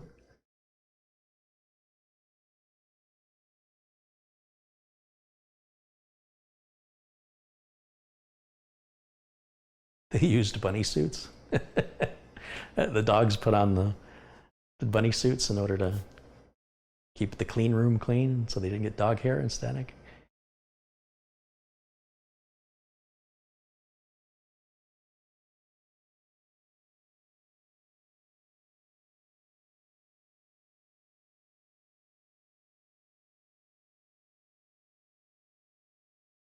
You could get unlimited pasta at Olive Garden for that much. You know what? One fork's load of Olive Garden pasta is all I'll eat. It's nasty. I don't like it at all. I go to the spaghetti factory and get real pasta. That Olive Garden stuff, man. You must have dead taste buds to eat there. No wonder why it's all you can eat. Who wants to eat more than that? It's gross. That's what I think. Tell us what you really think, Carrie. Carrie, would you sell a Nuka-Cola case? I don't have one to sell. I mean, what I have one that's intended for me. So if you're asking if I'll sell mine, I would only sell it as a complete computer. So it's getting basically the same build as the Australian build. It's getting the Z370 Aorus Gaming 7 motherboard, which lights up in red and matches the case perfectly. The Samsung 970 NVMe 1TB NVMe drive, and 32 gigs of RAM. And I'm not sure what I'm doing for a graphics card just yet. For my office PC, I really don't need anything other than onboard graphics. But for rendering videos and such, it's a debate over an RTX 2070 or a 1080 Ti. The 1080 Ti's are still expensive. I saw 1080 on sale today for $450. Which is pretty good, but I'd rather have the Ti. And those are still like $700. I'm sure in a few weeks the prices, as the RTX cards become more available, the GTX card prices will continue to go down, especially with Black Friday and the holidays. And certainly after the holidays, when they've squeezed out the last little, every penny they can get, that's when I think the prices will plummet, right on January 1st or, January 2nd. I think we're going to see the GTX prices just watch the floor drop out of them. I could be wrong, but that's what I'm predicting. In the meantime, RAM prices continue to decrease, SSD prices continue to decrease. There's no reason you can't buy a 500 gig SSD now. Not NVMe, but a regular M2 SATA or regular 2.5-inch SATA for right around $80 for 500 gigs. And then with RAM, 16 gigs of RAM, right around $125, $130 for 2 8-gig sticks. Prices keep incrementally going down. We're probably going to see some sales on the holidays, but it's always limited inventory, and sometimes it's older models they discount. So I think after the holidays, that's when you're really going to see the floor drop out on the graphics cards. We'll see if I'm right or wrong. But if I sold the Nuka-Cola case, I would sell it as a complete system. I wouldn't just sell the case. And it wouldn't be easy for me to give it up. But I am in the business to build computers, so I can't hold on to all of them. But my intent is to keep it for myself. But I am in business. So if somebody makes me an offer I can't refuse, I'll sell it.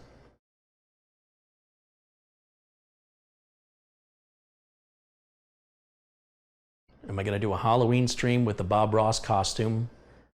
You're stealing ideas right out of my head, man. So much for that surprise. I don't know if I'll do it or not, but I did think about it.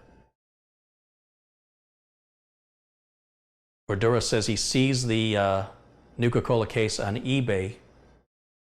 The only one I saw on eBay was a guy building gaming systems, and he had a gaming system built in the Nuka-Cola case, and he was selling it for like $2,500, $2,600. And I don't know if that was a good deal or not. I would have to price all the components individually. And the guy was apparently a business, and he had a big, he has a picture of a shelving unit with a bunch of parts, brand new in a box, and has a bunch of different models of computers he's built, gaming machines in different cases and different specs. So he appears to be like me, like a custom PC builder, but he's selling to complete strangers on eBay, which I think would be a support nightmare, but that's the only one I saw for sale.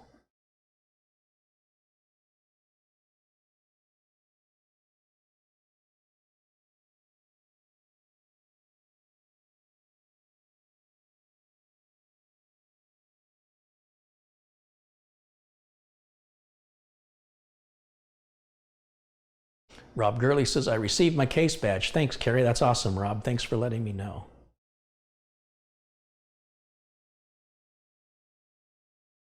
Greg says the case is still available in Canada for $400 Canadian. And Andrew says NZXT has them in stock. The case or the motherboard cover? What are we talking about? Because I went to NZXT website and it showed they weren't. Well, I guess I can just look right now, can't I? Let's go there and see if they're in stock. NZXT Nuka-Cola case. H700, $299, add to cart. You're right. It does show add to, what if I hit add to cart? Will it let me put it in the cart? It does. So it looks like you can buy it direct. Well, there we go. So they're not sold out. Maybe they were temporarily. There's a link right to the manufacturer's site. Thank you, Andrew. Yeah, I always add it to the cart just to make sure, because sometimes when you go to add it to the cart, if it's out of stock, it won't let you.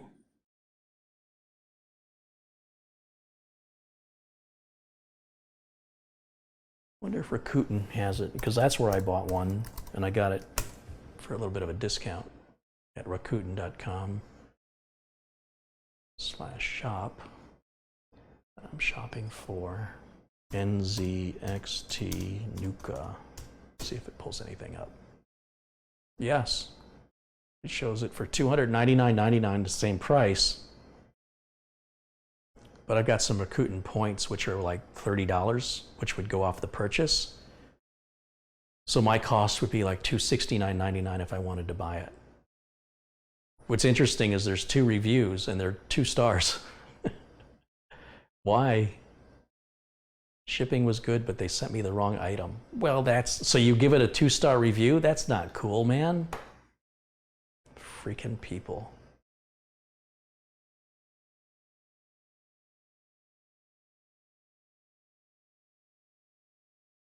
All right, as I said 15 minutes ago, 36 minutes ago, I'm gonna wrap it up. Thank you so much for watching. I'll see you all very, very soon. For all the contributors and donations and supporters, thank you so much for that. I really, really appreciate it. You are the community, and this is the community I want to see grow and flourish with the right attitude and the right kind of people. We're all friends and we all support each other. And thank you so much for that. And to all my mods for keeping it civil in the chat, thank you for that. I'll have to have a talk with JHP Hawaii on that contribution. I always get a little worried when those big contributions come in if there was a mistake made, and make sure that we touch up on that. And I'll see you all again here, as I mentioned, if not tomorrow, then Wednesday for sure. Until then, bye for now.